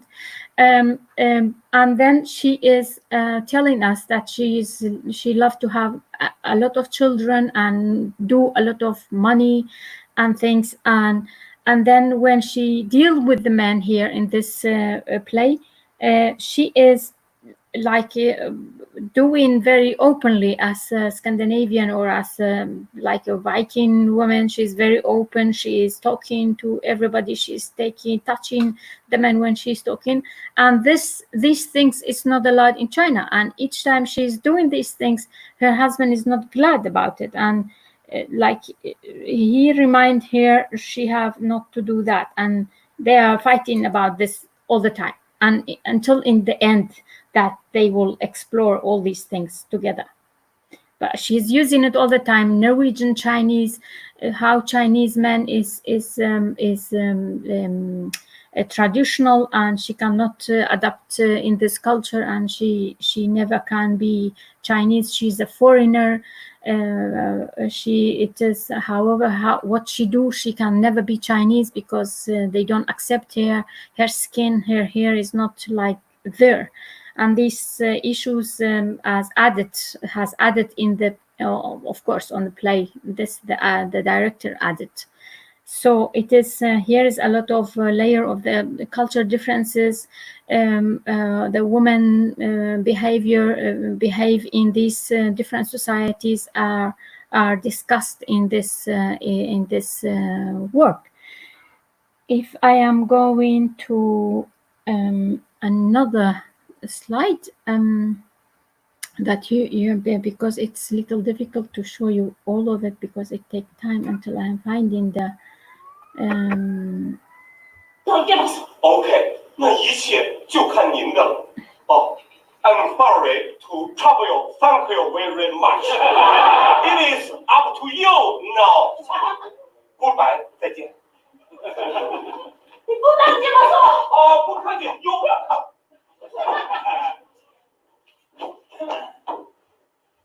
您的签字，这件事情被我发现，他当时没说什么，可是一定会怀恨在心的。你想，我现在当了银行的经理，怎么还能够把这种人留在银行呢 It could be a little tolerant. 你说我小心眼儿 ？No no no No, it's just that. no no， 我怎么会怕这么一个小人，一个坏蛋？其实我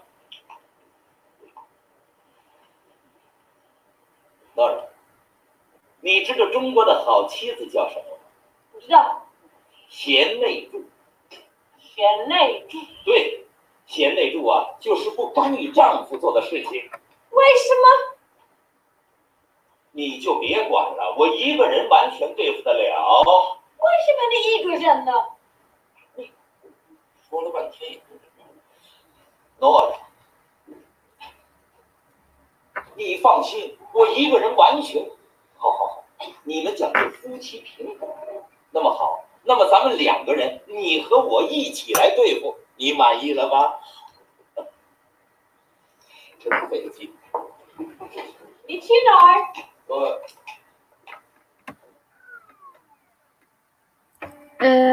？Of course, in this play, I can show you some few scenes from another CD because the work is very big.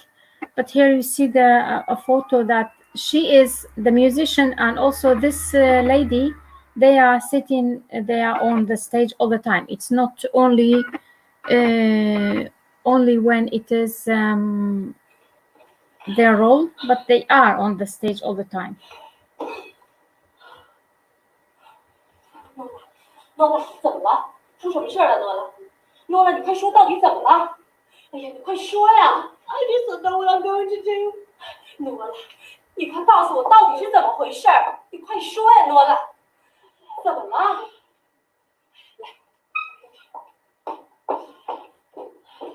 诺拉，到底是怎么？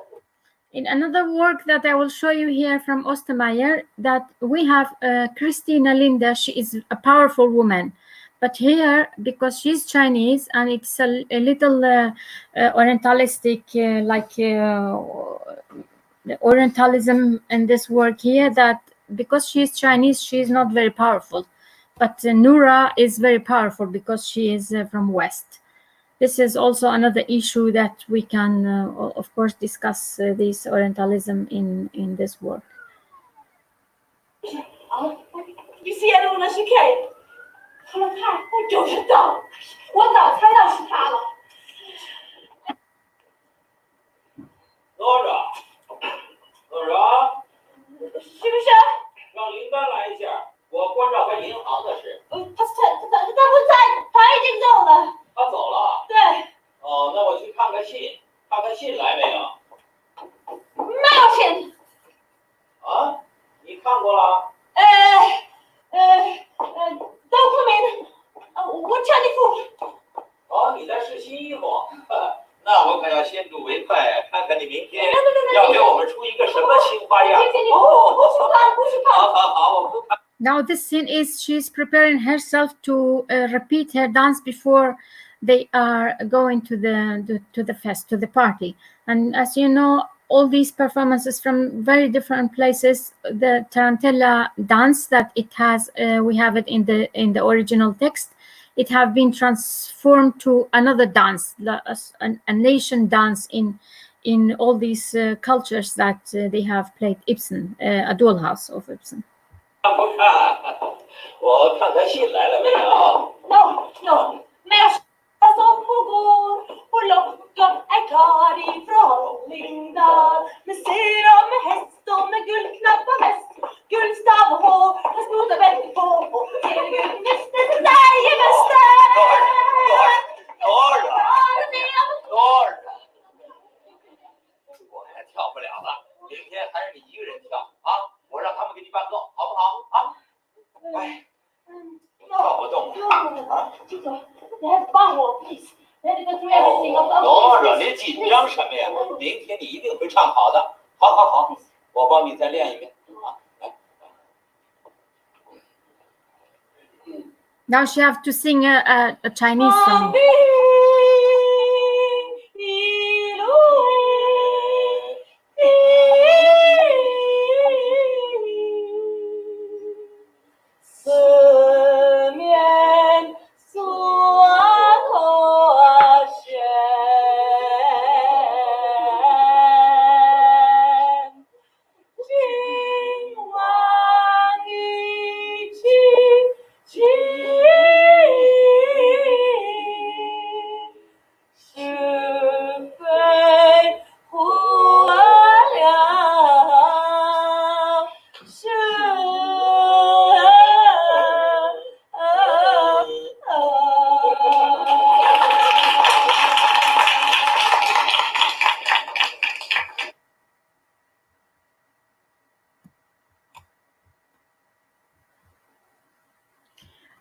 Okay, I am going to explain about the next work here in this list, a Kurdish adaptation of Henrik Ibsen of A Dollhouse. Here in this work, I am only concentrating of the work of these two guys because it is little in the same context. They have been using a Kurdish woman, a Kurdish character, that it's a very sad story.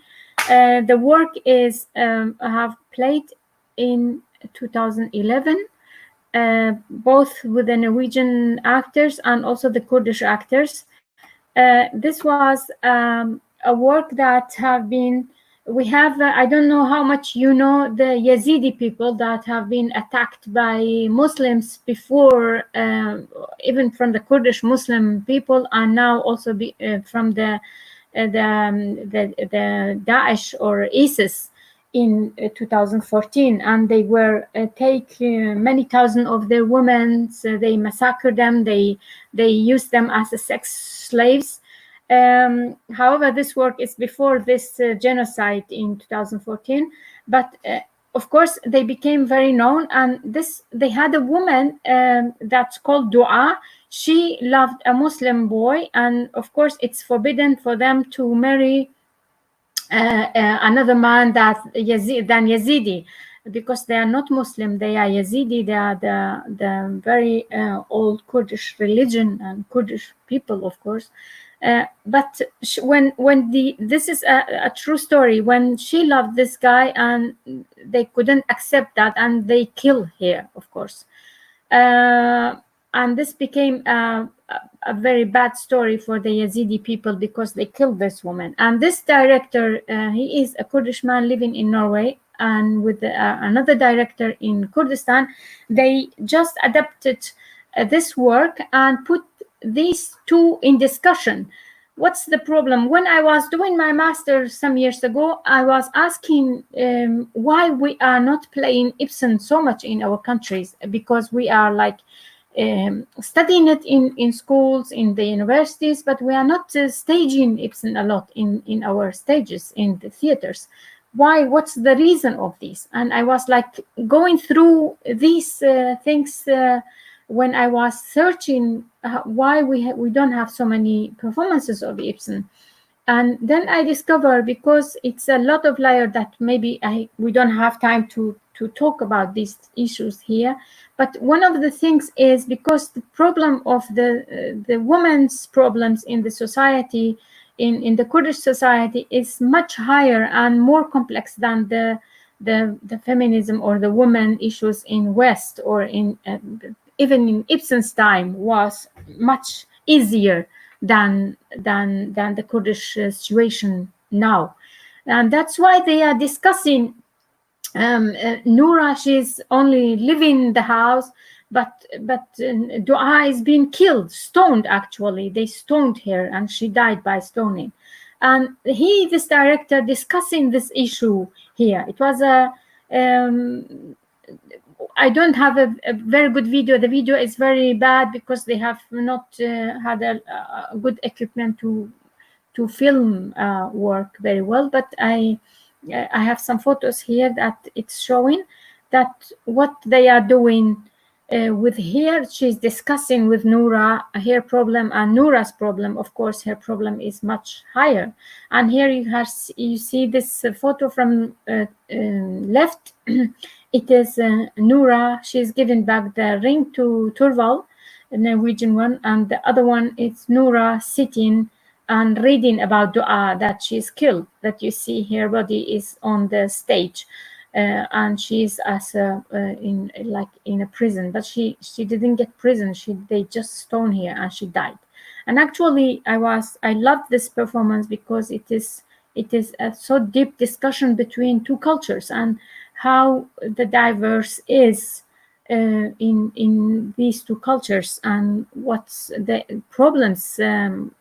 How we can deal with a classic text that deal with the feminism, the feminist issues in a new society that is maybe much back than Ibsen actually feminist was in Ibsen's time. The third work that I like to show, it is a very well-known Ostermeyer's work, A Dual House in Germany, that was played in Schaubiner Theater. Maybe you all the theater scholars and theater companies, they know about it actually. Of course, here I like to show you some of the scenes that have been played. Actually, many of the scholars and the theater academic, they call this play for a very violence work. Actually, it is because she is in the end. Ostermeyer is one of the directors that he is always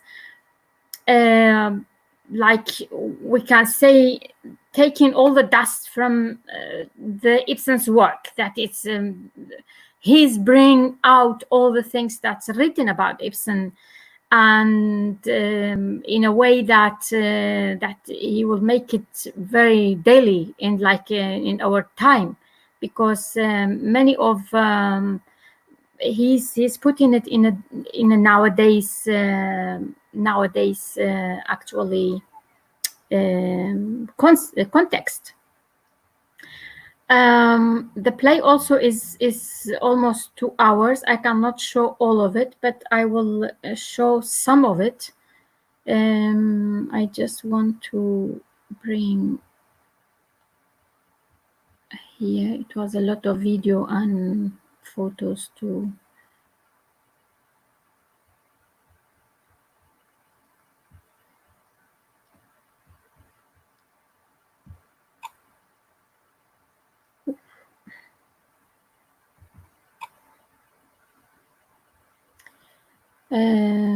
A dual house.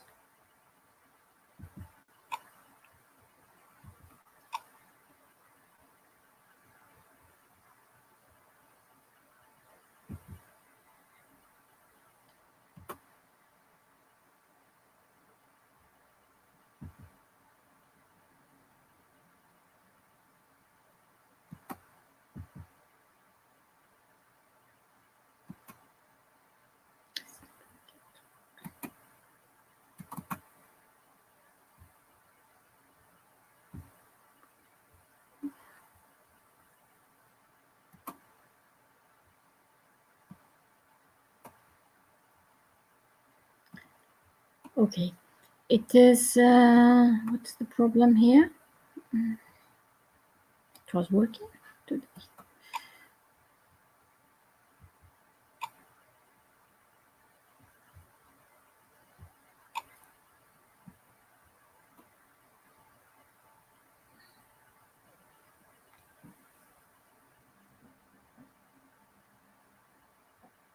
Oof.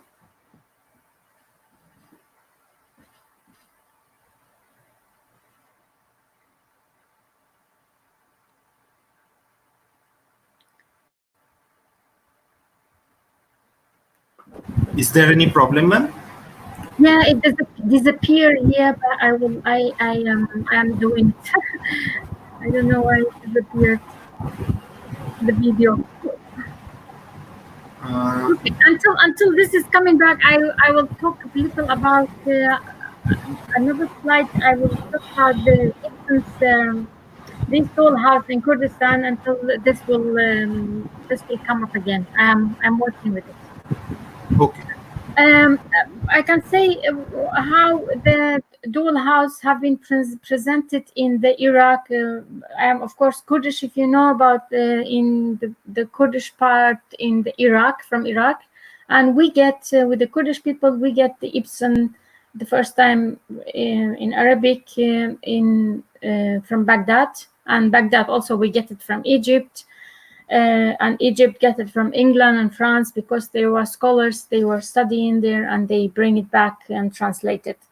And it was in 1960 then when we the first time they played in Baghdad by one of my professor Ja'far Saadi in 1960. And of course when they played the play was not succeed and they don't like it, and it was a disaster for him, and he never played again. And they played later in 1975.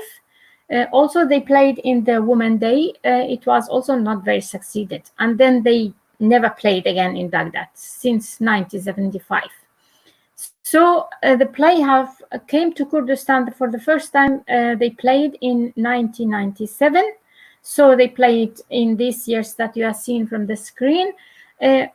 Some of the interesting aspects that have been seen I have seen all these performances.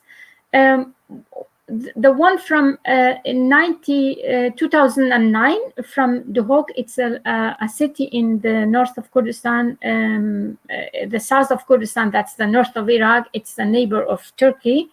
The lady, the society there is very traditional, and these societies have this director Sherzad, he was like using the society to using how his society is to deal with the dual house or with the Noura.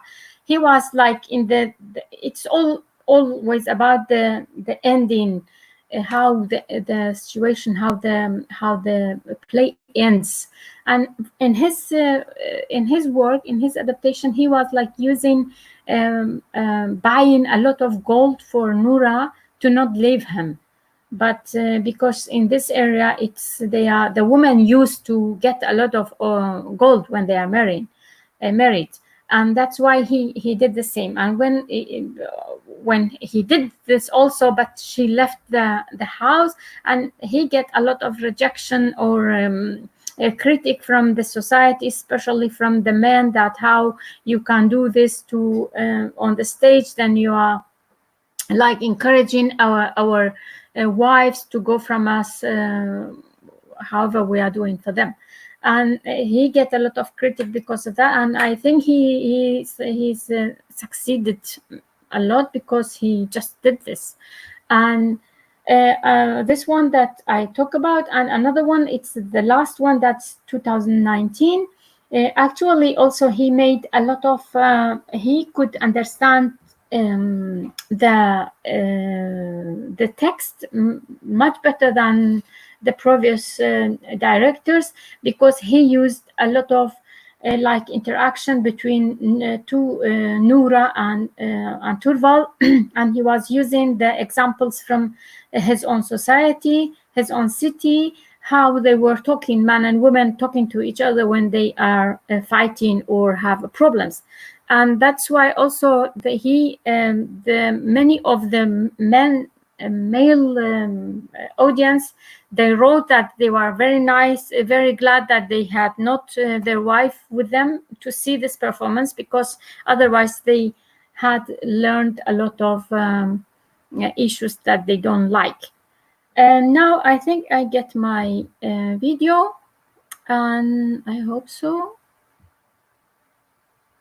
that I can show. What's the problem?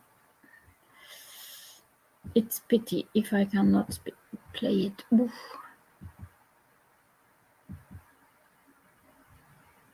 Oof.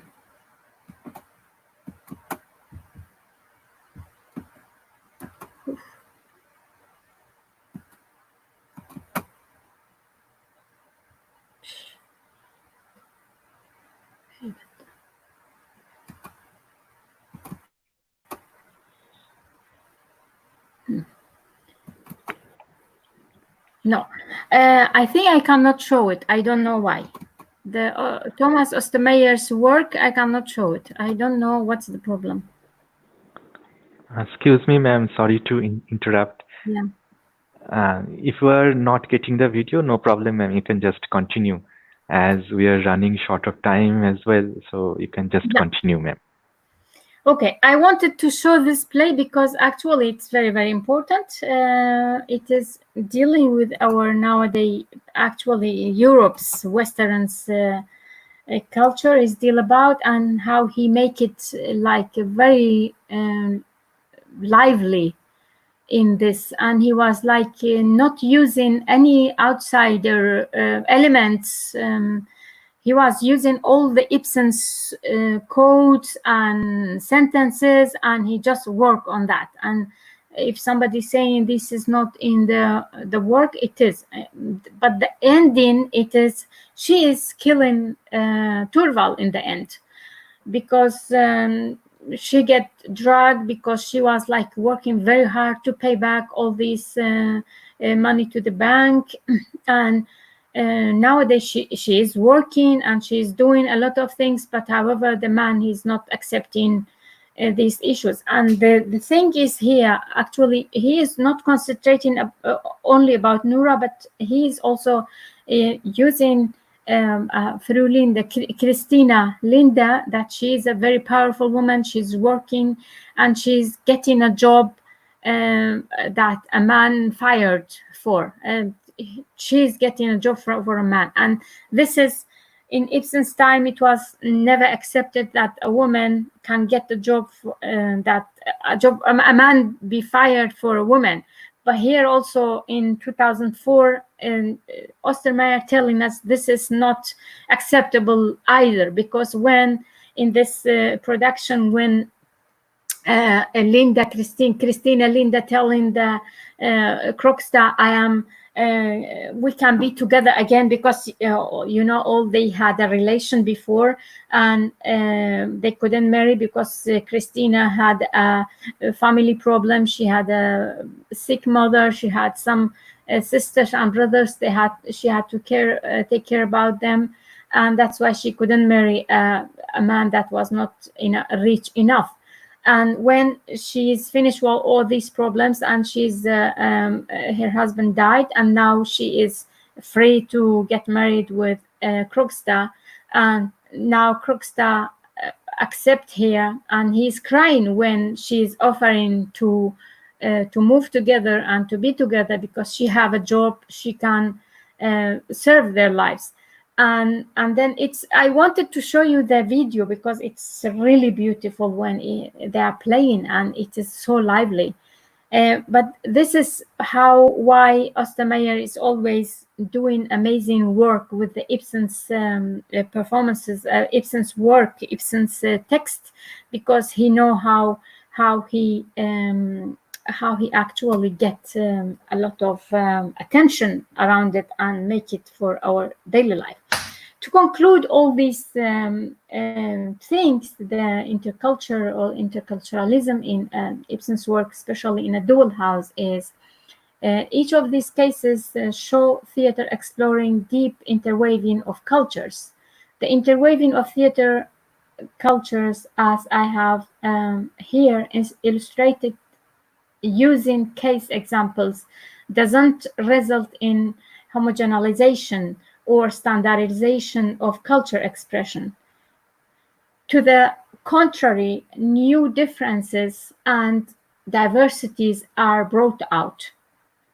My three cases confirm Erika Fischer-Lichter's theory that creating new aesthetics by interweaving theater culture always implies a particular political negotiation. The key question is to identify what is local and what is global in theater messages. The main task of theater scientists is to understand and defend the particular nature of theater global message. That implies being critical to the status quo, to questions all kind of traditional and understand and defend alternative and new views. This is the last sentences is inspired by my professor Yunigor that wrote a book about the methodology of theater in 1991. And then I am here free for all comments, critique, and also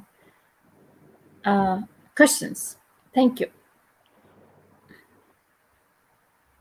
Thank you so much, ma'am, for your wonderful, energetic talk. Actually, very few plays can be compared with Ibsen's landmark play, A Doll's House, in terms of its global impact. And your presentation gives an insight on the influence of Nora Helmer in different cultures across the globe. Now, I can see so many acclamations, applause, admirations for your captivating talk. I will very quickly take some of the questions that we have received. And the first one is by Debashish Mitra. The question is, as a site of performing arts in A Doll's House, what kind of gender space of intercultural difference and transcreation in theatrical performances have come up in different Ibsen stage productions? Okay, What kind of gender space of intercultural differences and transcreation in theatrical performances have come up in different Ibsen stage productions? Of course, Ibsen, the Doll House have been played in I think in 90 countries, in many languages in 90 countries, and all these countries, as we know, they have a different level of gender issues. Actually, we are not like even maybe in Norway itself, that a little country with 5 million people, they have the gender issues in the south. It's actually not the same as it is in the Oslo, in the capital. And these things, it will be the differences. It will be. It's coming up by the directors, how they can do. As I talk about it in the one of the first slides, it is very different. It's very like in Nigeria, for example, we had a performance in 2002. It was Nora was a lady that she always gives birth to girls, not to men, to boys. And this was a problem for the masculinity society, like in Nigeria.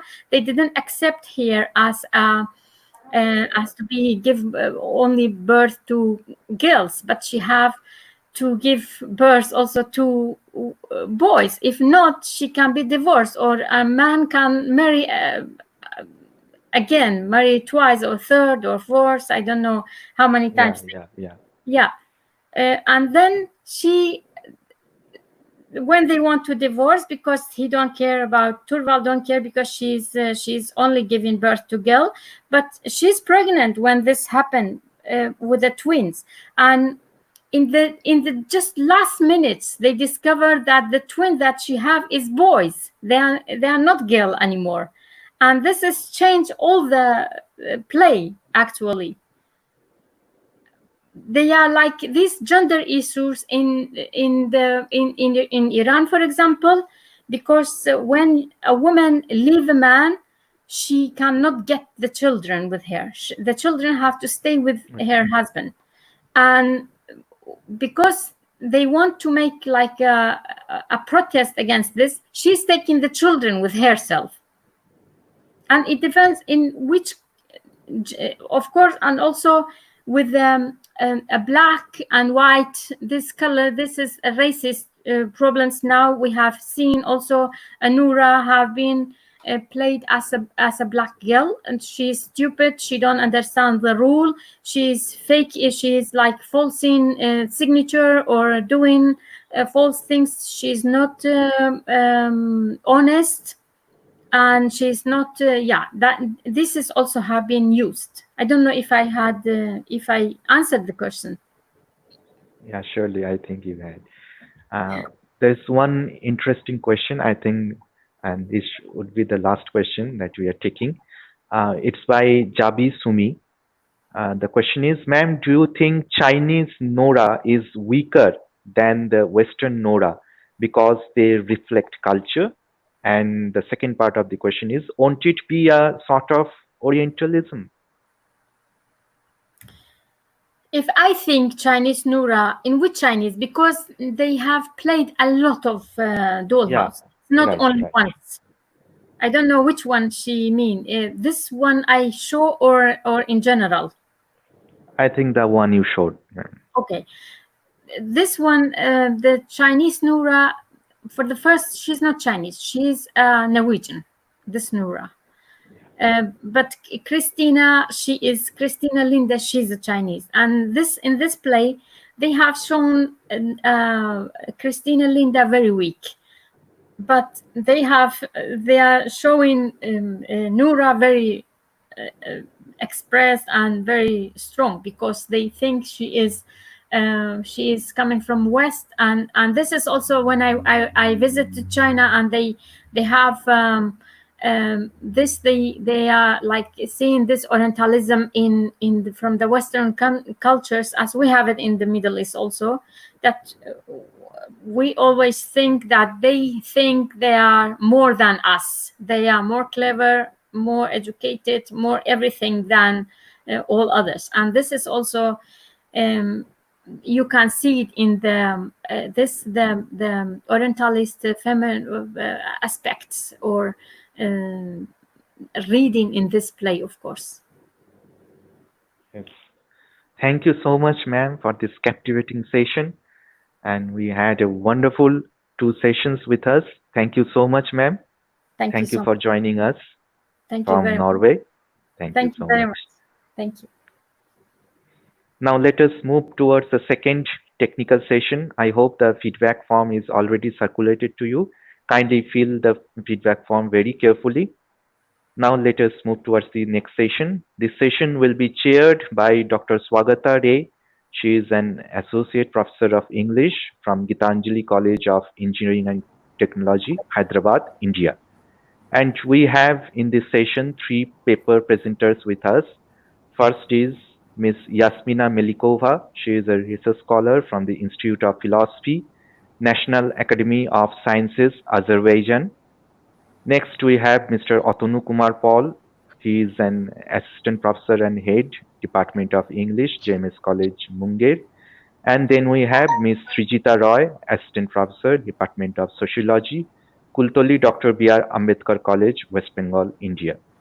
I request the session chair to kindly conduct this session. Over to you, Dr. Swagatare.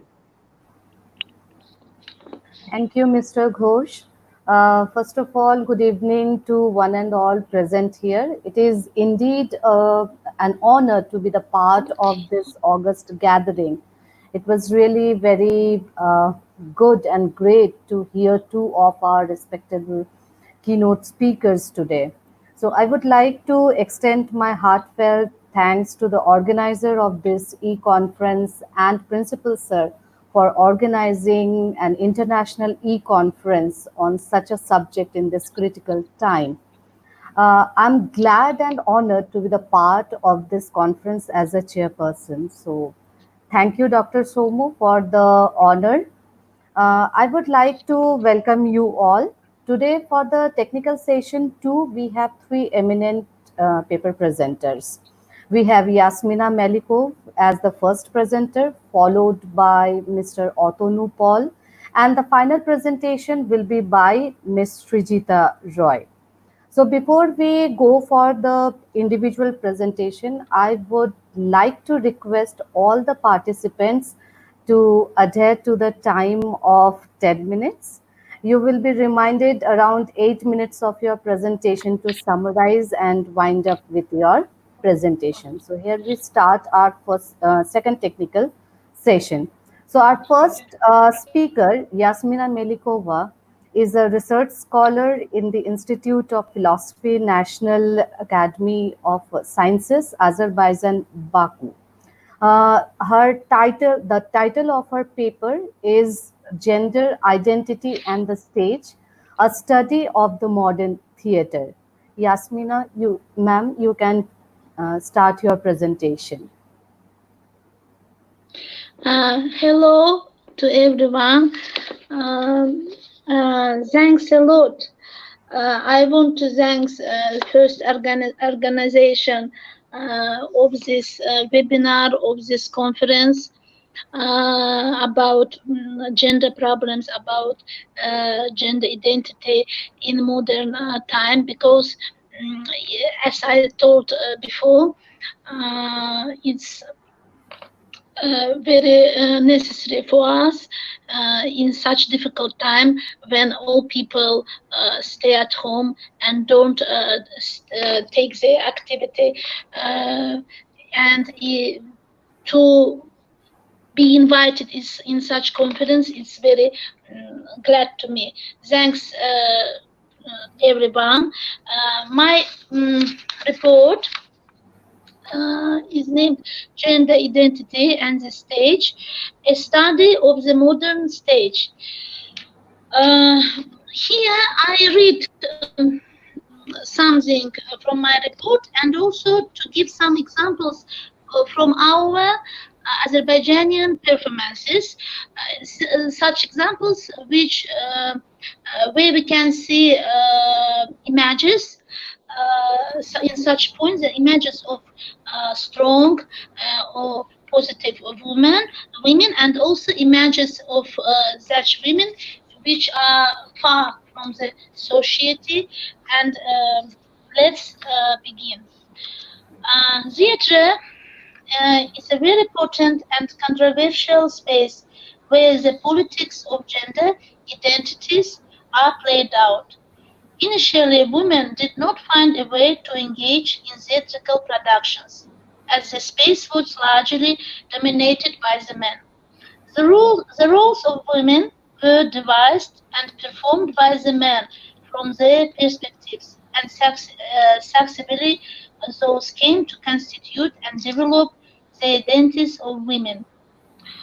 Women were shown as the asthmatic, silent, superior, epitome of virtue, or as highly sexualized, monstrous, femme fatale, sorceress, and evil. These discourses perpetuated for centuries through the theatre made the women conform to these ideals.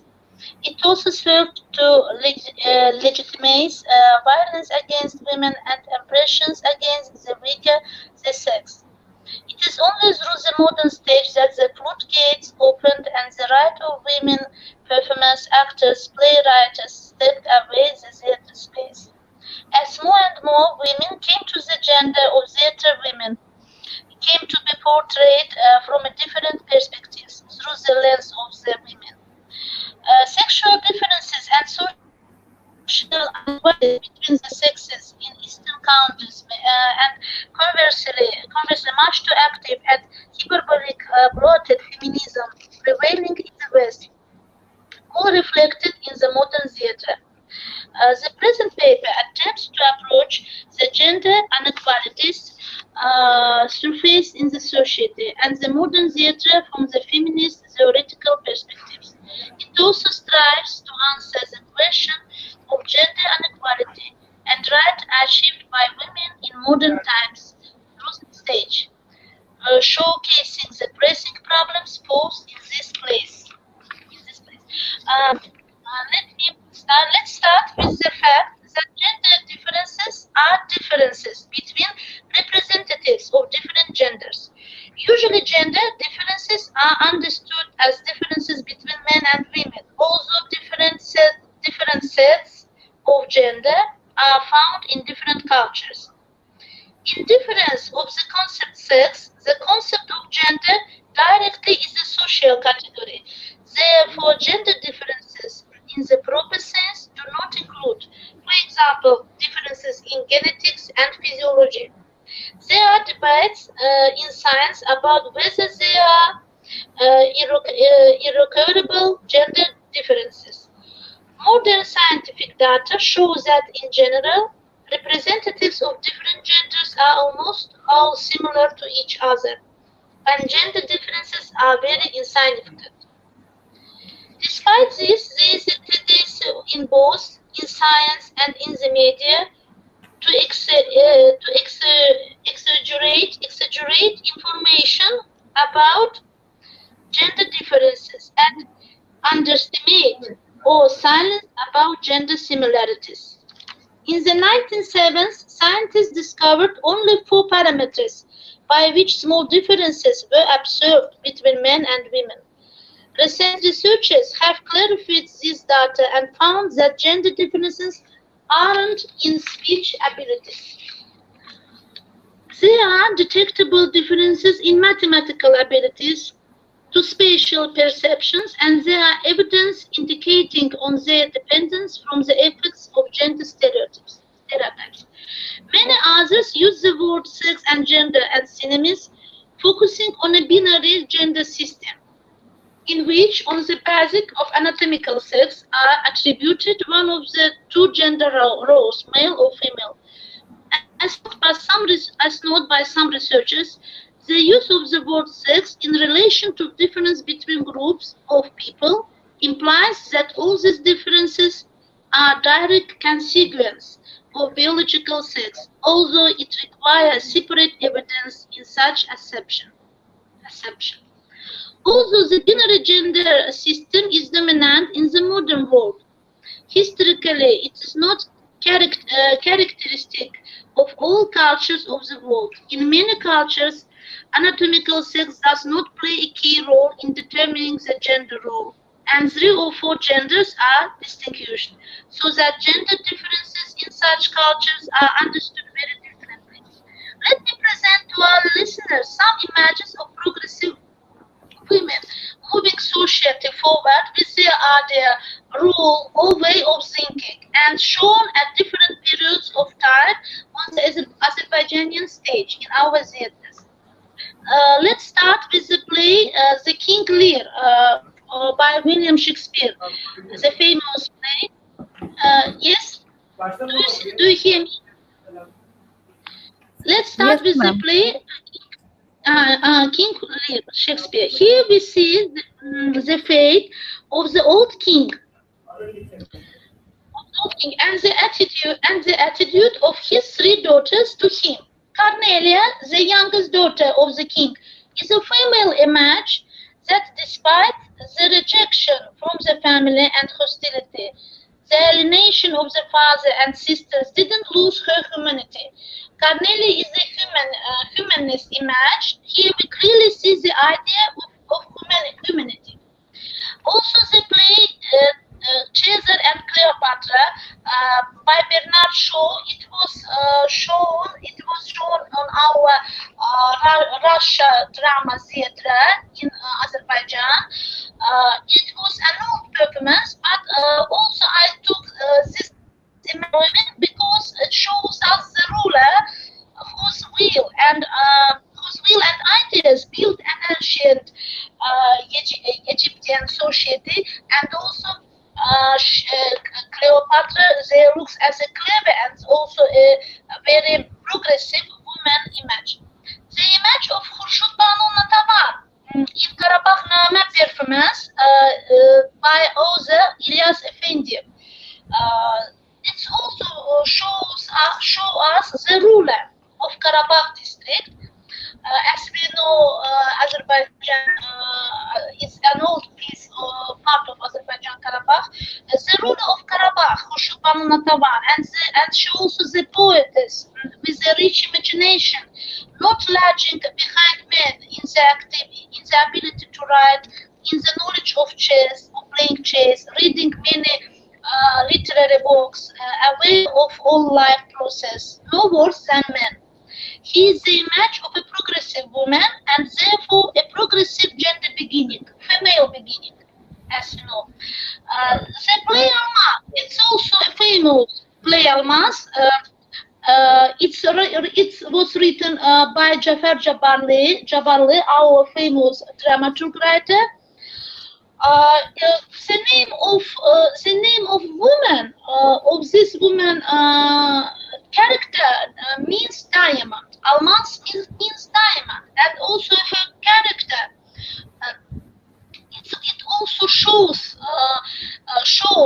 that her character also such strong as a diamond. The image of a young girl is the image of an active rural teacher who defends and protects the rights of women during the Soviet system. Almas advocated the development and education of women against their underdevelopment. A woman is equal to a man. This is the basis of her life position.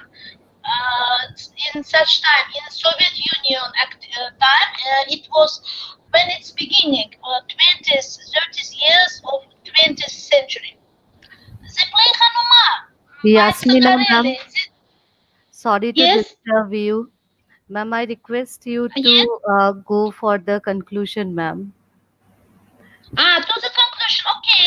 In that way, I also, Shadat, I also said about a ballet Seven Beauties by Karakaraev. It's also famous ballet on Azerbaijani stage, and here we see that's feminine beginning is extolled, the bowing of men no to female beauty. And also we can say about the images of women humiliated and slaughtered, not accepted by society, also presented in our stage. For example, in the famous play Romeo and Juliet, it also placed in the Russia drama theater in our town, and the image of Juliet also director give as a young girl who paid a large fee for choosing love, and she died. The image of a fragile, vulnerable girl against the background of the cruel rules of the Middle Ages. What can I say at the end?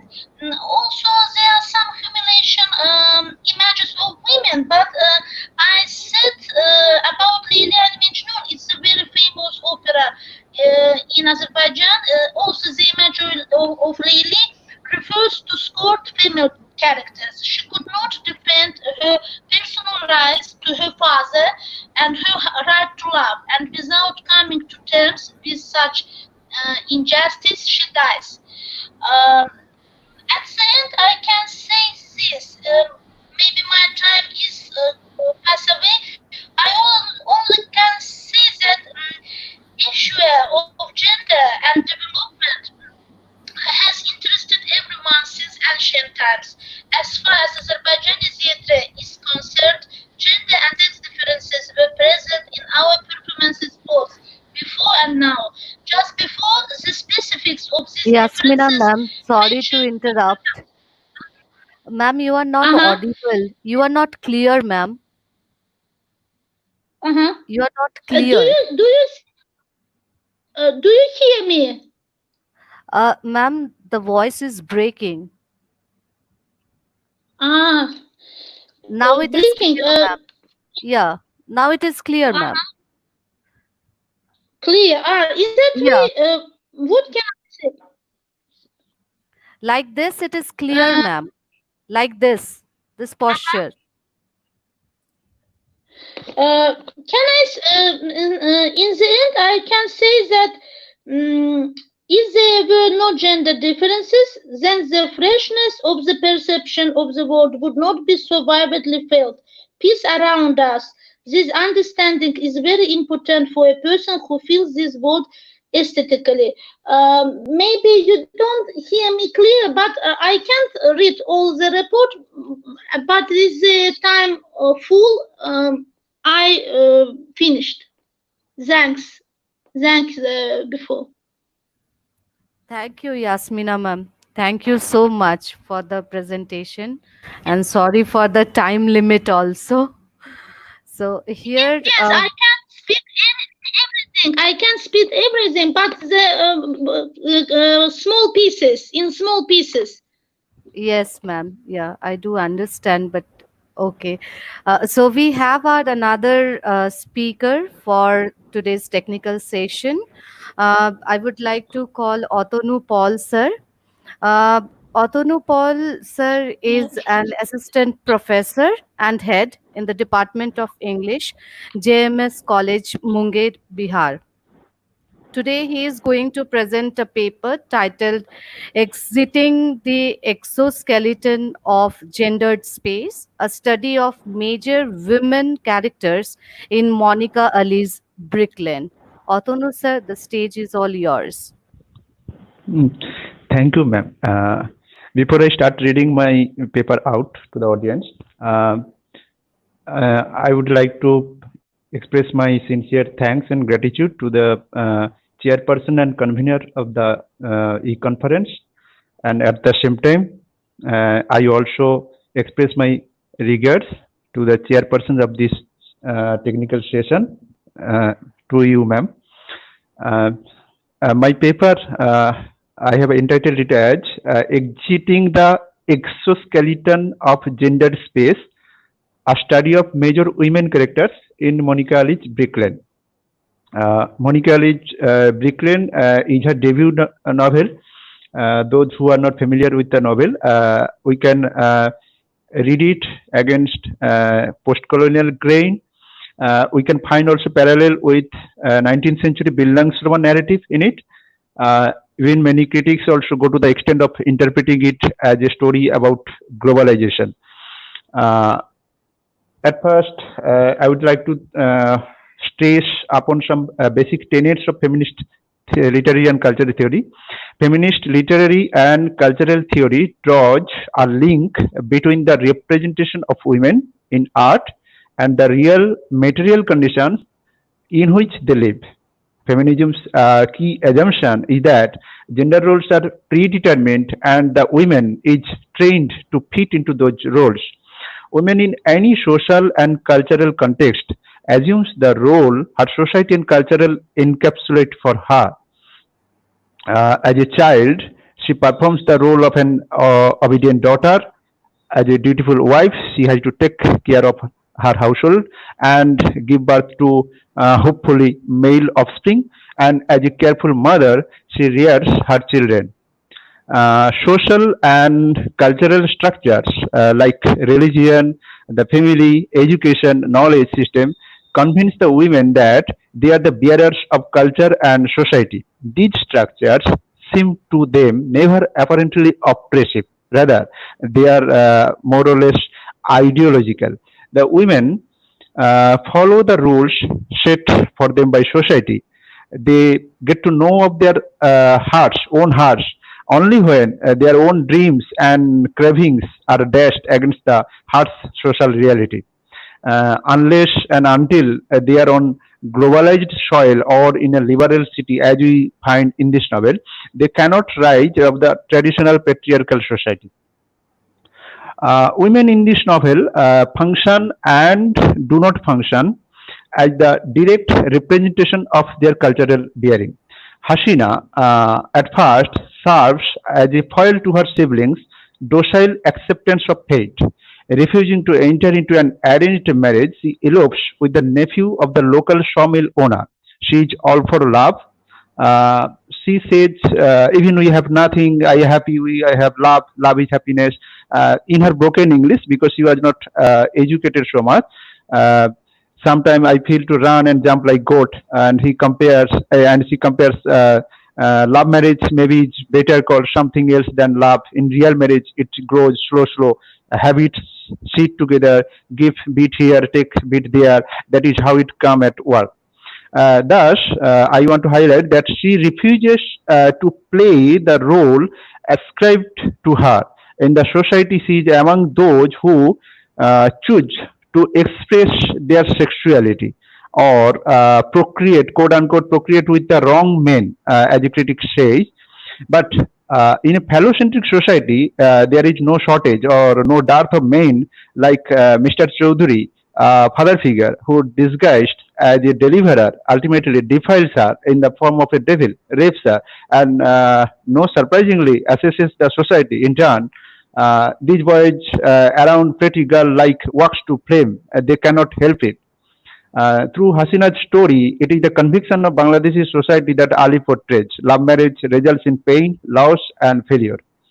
One critic, Amrit Wilson, in her book Finding a Voice, published in 1978, argues reputation is a tremendous conservative force controlling to differing extents everyone in Asian societies.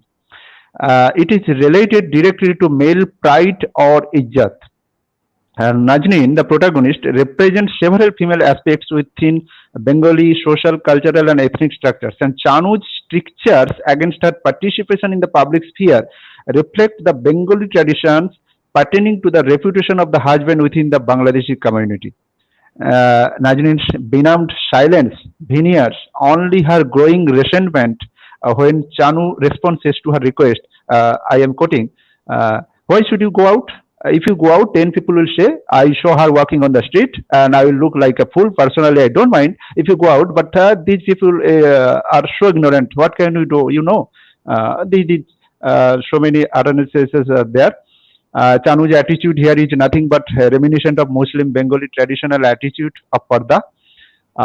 And it is the man, be it the husband, the father, or the brother, who gives an Oriental woman a voice but not an opinion, as we find in Edward Said. By seeking to be educated, the Oriental woman demands to be heard. Najnin's desire to learn English holds no water for Chanu. When she insists on learning English, we find there the conversation goes like this. Will it be all right for me to go? Where? To the college with Rajia. What for? For the English lessons. You are going to be a mother. Will that not keep you busy enough? And you can take babies to college. Babies have to be paid. They have to have their bottoms cleaned. It's not so simple as that, just to go to college like that. So, globalized London offers Najnin a liberated space. As the novel progresses, she becomes more and more aware of it. Mrs. Azad is a character we find. She finds some inspiration or awestruck moments in the description. If you find that she wears a short skirt over the thighs, a cigarette burns between purple lacquer nails. She adjusts her underwear with a thumb. She tucks her fingers in her armpits and squeezes her braids. She asks her husband for some drinks. And Mr. Azad is ghostly dwarfish in shame. So she is a contrasting figure. In this process, I can emphasize that Najnin, through Hasina's letters or through stories narrated by Rajia and Mrs. Islam, now can categorize two schools of women, one submissive to fate and the other rebellious. One fatalistic, who can say, quote unquote, if we quote from the novel, what could not be changed must be borne. And a wife could reasonably be beaten for a lesser offense. And the other school is rebellious and withdrawing sex from men. They are so vehement. A man cannot live without water, but he can bear the thought of no water. A man can live without sex, but he cannot bear the thought of no sex. After the 15 years into marital life, Najni realizes life has hardly changed for herself. It was the same every morning. She had hated for 15 years. So ultimately, she begins a passionate affair with Karim. She becomes intimate with Karim. I am not going into the detailed description. Just one part I will quote from Monica Ali, that if I quote, she had submitted to her father and married her husband. She had submitted to her husband, and now she gave herself up to a power greater than these two, and she felt herself helpless before it. Najnin's recognition of her own self is suddenly energized. Najnin asks Karim repeatedly and seriously why he likes her.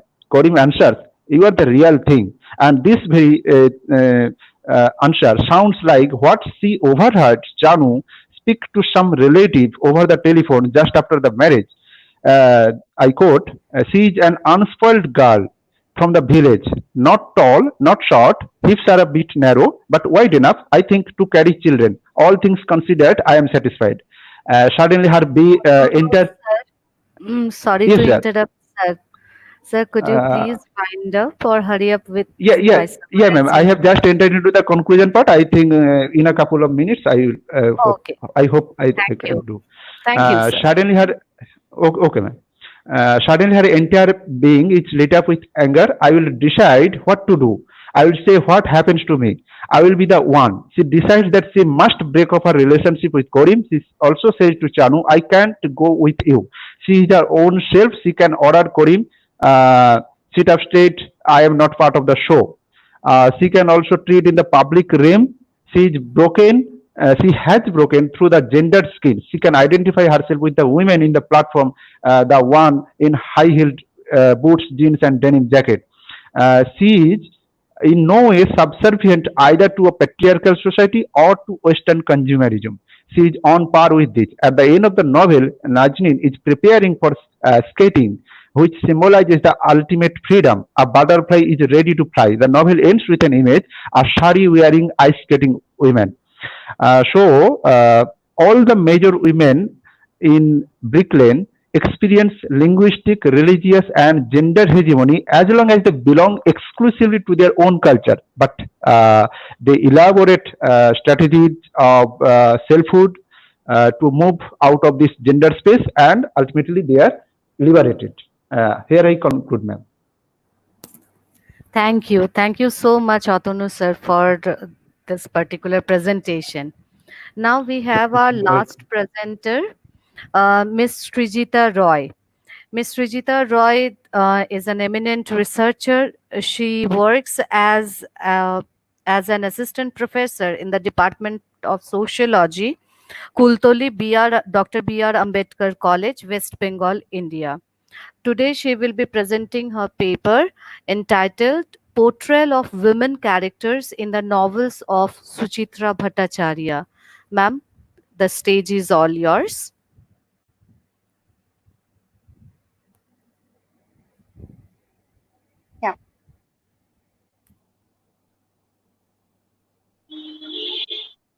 A very good evening to the Honorable Chairperson, my fellow colleagues, respected seniors, dear students, and all participants. It is my great pleasure to be a part of this e-conference organized by the English Department of Purbasthali College. And I really thank the organizing committee for accepting my paper titled as Portrayal of Women Characters in Suchitra Bhattacharya's novel. I would like to begin my talk with the words of Annie Dillard, which says, "One reads books as one would breathe air to fill up and to live." Being a typical Bengali girl, I was always gifted with an opportunity to feel the essence of Bengali literature, either by observing the fully packed shelves of my father's collection of Bengali books, or by hearing mother's goodnight tales of great Bengali poet people or by reading the Bengali poems and stories included in academic courses. As a bibliophile by heart, I never lost the chance to enrich my literary famishment with Bengali literature, starting from books for children written by Upendra Prasad Raichaudhuri, Satyajit Ray, and others, novels for teenagers written by Buddhadev Bosu, Shishendu Mukhopadhyay.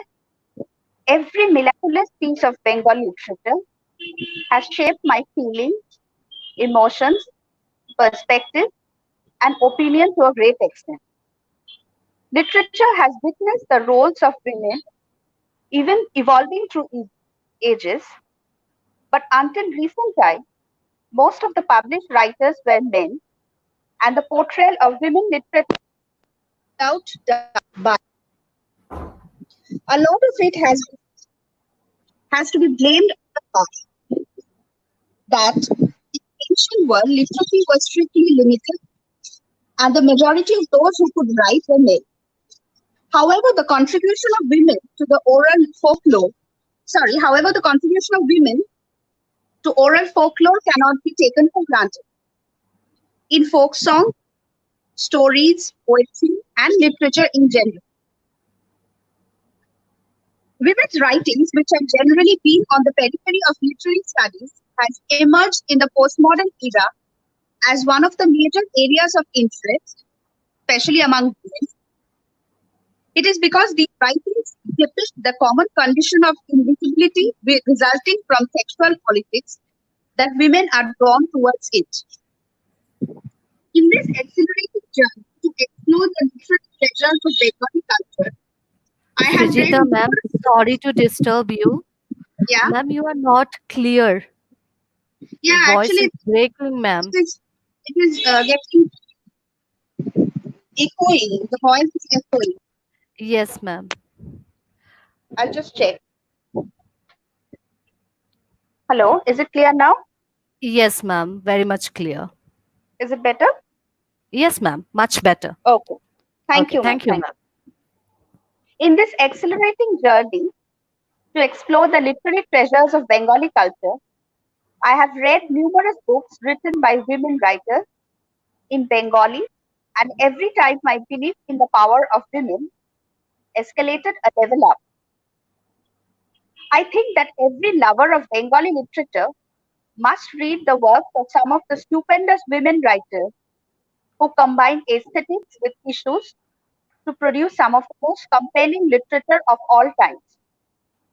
This paper is a secondary research based on content analysis, which looks into the portrayal of women characters in the novels of Suchitra Bhattacharya, with special reference to 3 novels, mainly Dohon, Kachen Manu, and Hemonte Paki.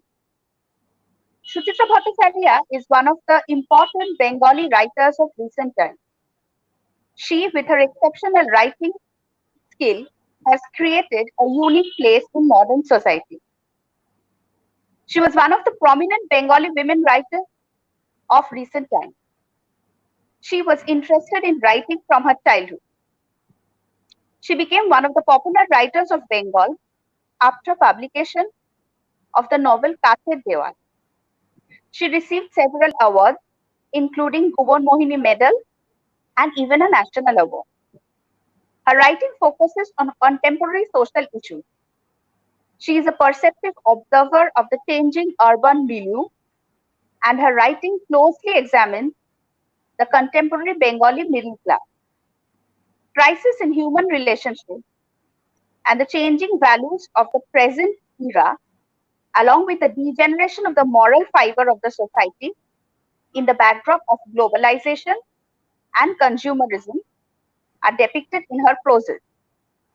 Exploitations and sufferings of women, regardless of their social or economic identities, find a distinct voice in her writing. While she is famous for her writing on women's issues, she does not consider herself to be a feminist. She took up many odd jobs in her early youth and finally joined the public service, which she left in 2004 to become a full-time writer. Her long career is reflected in many of her stories and novels. She focused on issues of grave social concern, in addition to portraying women from different classes of society. One can get a clear essence of feminism, a voice against social injustice, and for gender equality in her novel. Now I would like to briefly analyze the three chosen novels and discuss about the portrayal of women characters through the same. I would start with Dohon. Dohon portrays middle and upper middle class women and their society after an incident of molestation. The fact that it is based on the actual case of molestation in our urban city of Kolkata is by itself horrifying. But what Bhattacharya has done brilliantly is showing the aftermath of the incident, how lives change for everyone who are involved after the molestation, how it affected the ones close to the protagonist and brought out their strength and weakness. This incident could have happened to anyone, even to me as a woman. And then would the aftermath be the similar as the protagonist faced? These questions that she makes you ask yourself are important and thought-provoking. And that is the brilliance of her writing. True story motivates this story, but the characters and events are imaginary. It gleans out prejudices in the urban middle-class Bengali society through the tribulations faced by the two protagonists, Jhinuk and Vomita. But the character that stays with you is the idealistic Thammi, Jhinuk's fiercely independent grandmother. This was later made into an award-winning film by Rituparna Ghosh. Suchitra Bhattacharya's feminism in this particular novel is of an ordinary woman doing something equally ordinary. But nevertheless, it is a very uncommon act in such a society where standing up for your own right is considered something uncommon for a woman. And at the end of the day, isn't that what every feminist is fighting for? That is standing up for women's rights. I feel even every man should read Dohon to understand how patriarchy can be subtle and woven into their mindset. A man may not even realize when he does it. My second novel is Kacher Manush. Kacher Manush was written in the 80s, quite early in Suchitra Bhattacharya's career, and yet it portrays the mastery that she had in her craft. As a story about a mother and her daughter, Kacher Manush portrays the central character as a liberated woman who does not fit in the patriarchal mold of the society. Indrani, the central character, is a married woman and has a child outside her marriage. As a sexually liberated female, she deals with women in her life who are emotionally Srijita, dependent on her. Yeah, sorry to disturb you. Ma'am, could you please wind up as we are running short of time? yeah, I am. I'm trying. Okay. Who are emotionally dependent on her and is one of the strongest and independent female characters created by Bhattacharya. Although the author makes out quite large roles to other characters, Indrani still remains to be the strongest character in her novel. Her life and their events that shatter her into pieces gradually are peeled off in layers as the story progresses. She is the sole earner of her part of the family. Her husband is no gooder and an alcoholic who just dawdles between the person of loving father and husband who prays for his wife. This novel is a traditional mother-daughter story, but Bhattacharya again chooses to interpret the characters differently. Indrani, the protagonist, is flawed, vulnerable, and heartbreakingly real. She is a sexually liberated female protagonist who stands by her decision in a society that still judges women for what they wear, what their marital status is, and that is definitely an accomplishment. My third novel is Hemonte Paki. Hemonte Paki makes a woman introspect her relationship and her identity. What if tomorrow a housewife breaks the routine of her family and it then does something just for herself? How supportive will be her close ones when their lives get disrupted because of this? And for how long? Another layered reading of loneliness and meaning of independence. Hemonte Paki talks about a middle-aged homemaker, Aditi, who takes up writing as a career after 23 years of her marriage. For the first time, she engages with the world of her own, in her own terms, and creates friction in her own perfect family. This novel, too, has been adapted into a film starring Tanushree Shankar. Like any other common homemaker, the protagonist is a sister, a wife, a mother, a female, as well as one who is trying to search for her own identity. When she puts pen to paper and lets her emotions flow, she starts seeing her life in a different way, and her family with a new lens. And there begins the clashes. Is Aditi only the wife of Supratim or his son's mother? Just a robot of skin and flesh to oil up and smooth the tool of family? Or is there no scope for another Aditi outside the circle of life? The author evokes emotion with simple and lucid language that will stay with you because the instances are from our ordinary day and time, of our own families and dear ones. An interesting narration of travels of a housewife in India. The setting is Kolkata, but this could be true of any part of the country, and most of the housewives who find it difficult to realize their potential in a patriarchal society. Suchitra Bhattacharya's fictions dwell upon dilemmas and conflicts of contemporary urban middle-class women who seek to question social norms and evil. Her engrossing power of storytelling, her control over language, and her capability to bring forth every shade of human emotion make her one of the best writers of today. The truth is that every single woman of modern Bengal, may that be an young divorcee from Siliguri, single mother from Patuli, homemaker from Bardhaman, or an aging widow from Baligo, they all owe a lot to Mrs. Bhattacharya. Through her novels, Suchitra Bhattacharya documented realities, every woman's aspirations, and their silences. Hence, this paper overall reflects the relevance of women protagonists of Mrs. Bhattacharya's novel in the everyday life of a woman in today's world. Thank you, ma'am. Thank you. Thank you so much, ma'am. It is really great to hear all our three presenters. All papers are really wonderful, well researched, and I must say that all three of you are an erudite speakers. It was wonderful listening to all of you. So due to lack of time, we are just going to take the question answer session just for a bit, and we have chosen only one question. And the question is for Srijita Roy, ma'am. Yes. The question is from Meera Kasiraman. So the question is, could you recommend some women writers from Bengal who have written in English in contemporary times? Women writers of Bengal who have written in English. I think most of the Bengali writers, you can find some translations, but I'm not very sure of Bengali writers writing in English. There are some Bangladeshi writers.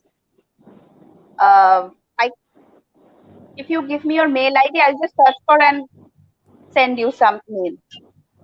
But Okay, right now, ma'am. I can't recollect names of Bengali writers writing in English. Okay, ma'am. You can send it to the organizer if Okay, I'll possible. do that. Whenever you feel comfortable, that will be sent. Thank you so much for the space that you have provided to answer. And now here we are at the verge of the end of the technical session too. I would like to thank all our three participants, Yasmina Melikova ma'am, Mr. Otonu Paul, Ms. Srijita Roy. Thank you for the presentations. Now over to you, Dr. Ghosh. Thank you. Thank you so much, Dr. Swagata Ray, and all the presenters for such a wonderful discussion. As it is said that all good things must come to an end. Here we are after a 2 days intense discussion proposing the vote of thanks. The objective behind organizing such events was to generate a dialogue and facilitate a critical thinking. And I have strong belief that the academic exchanges that we had for the past 2 days were thought-provoking. First of all, I thank our ever encouraging and ever supportive patron, our respected principal, Dr. Bibhas Chandra Saha sir, without whose support and guidance this event would not have been possible. I convey my deepest respect and thanks to Professor Anita Singh, who has kindly consented the moment I told her about the conference and took time out of her very busy schedule to deliver the mesmerizing keynote address. Thank you once again, ma'am. I thank Dr. Pinaki De, whom I am sure many of you know and many of you have heard him in these past few months, as he is also very busy delivering lectures, but still he accepted my invitation and shared with us today a wonderful lecture. Thank you so much for that, sir. I express my heartfelt gratitude to Mrs. Rezan Saleh, who accepted my invitation and enlightened us with her profound knowledge on the theatre of Henrik Ibsen. I thank her for sharing her valuable time with us all the way from Norway. Thank you so much, ma'am. I thank all the paper presenters for presenting such wonderful research papers, specifically to Ms. Yasmina Melikova, who participated in the event all the way from Azerbaijan, Dr. Parthasarathi Mondol, Ms. Srijita Roy, Mr. Debashish Mitro, Dr. Swagata Ray, and Mr. Otonu Kumar Paul. I express my sincere gratitude to the coordinator of IQAC, Dr. Lipika Ghoshal, Secretary of Teachers Council, Mr. Anupam Das, Dr. Shuchandra Niyogi, Mr. Sohel Rana Sarkar, and all my colleagues for their encouragement and kind support. I am so fortunate to have you all as my colleagues. Thank you once again. Thank you is due to Mr. Vishwanath Bhattacharya, faculty member of the Department of English, who has worked with me in close tandem. I am also deeply indebted to Mrs. Pratyusha Ghosh for presenting such a wonderful song at my behest. I will be failing in my duty as the convener of the event if I do not register my thanks to Mr. Ashish Dotto, who has single-handedly managed this entire event from the technical perspectives, and without whose spontaneous help, this event would not have been possible. So thank you once again, Mr. Ashish Dotto. I must also thank all the participants and the audience for their patience and support. I, on behalf of myself and on behalf of the college, Purbasthali College, extend a heartfelt gratitude to you for staying with us for these 2 days. Thank you once again. Organizing an event like this requires active help and constant support from many individuals. Mention must be made of Dr. Tanima Kumari, who not only helped me in contacting with Mrs. Rezan Saleh, but also for providing assistance whenever I needed. Mr. Otonu Kumar Paul, Dr. Swagata Ray, Mr. Debashish Mitro, Dr. Ujjal Jana sir, all are invisible curators behind this event, and they have become my strength as well. I thank you one and all once again. I wish you all good health and prosperity in the days to come. So thanks for now. Hope we meet again. Thank you.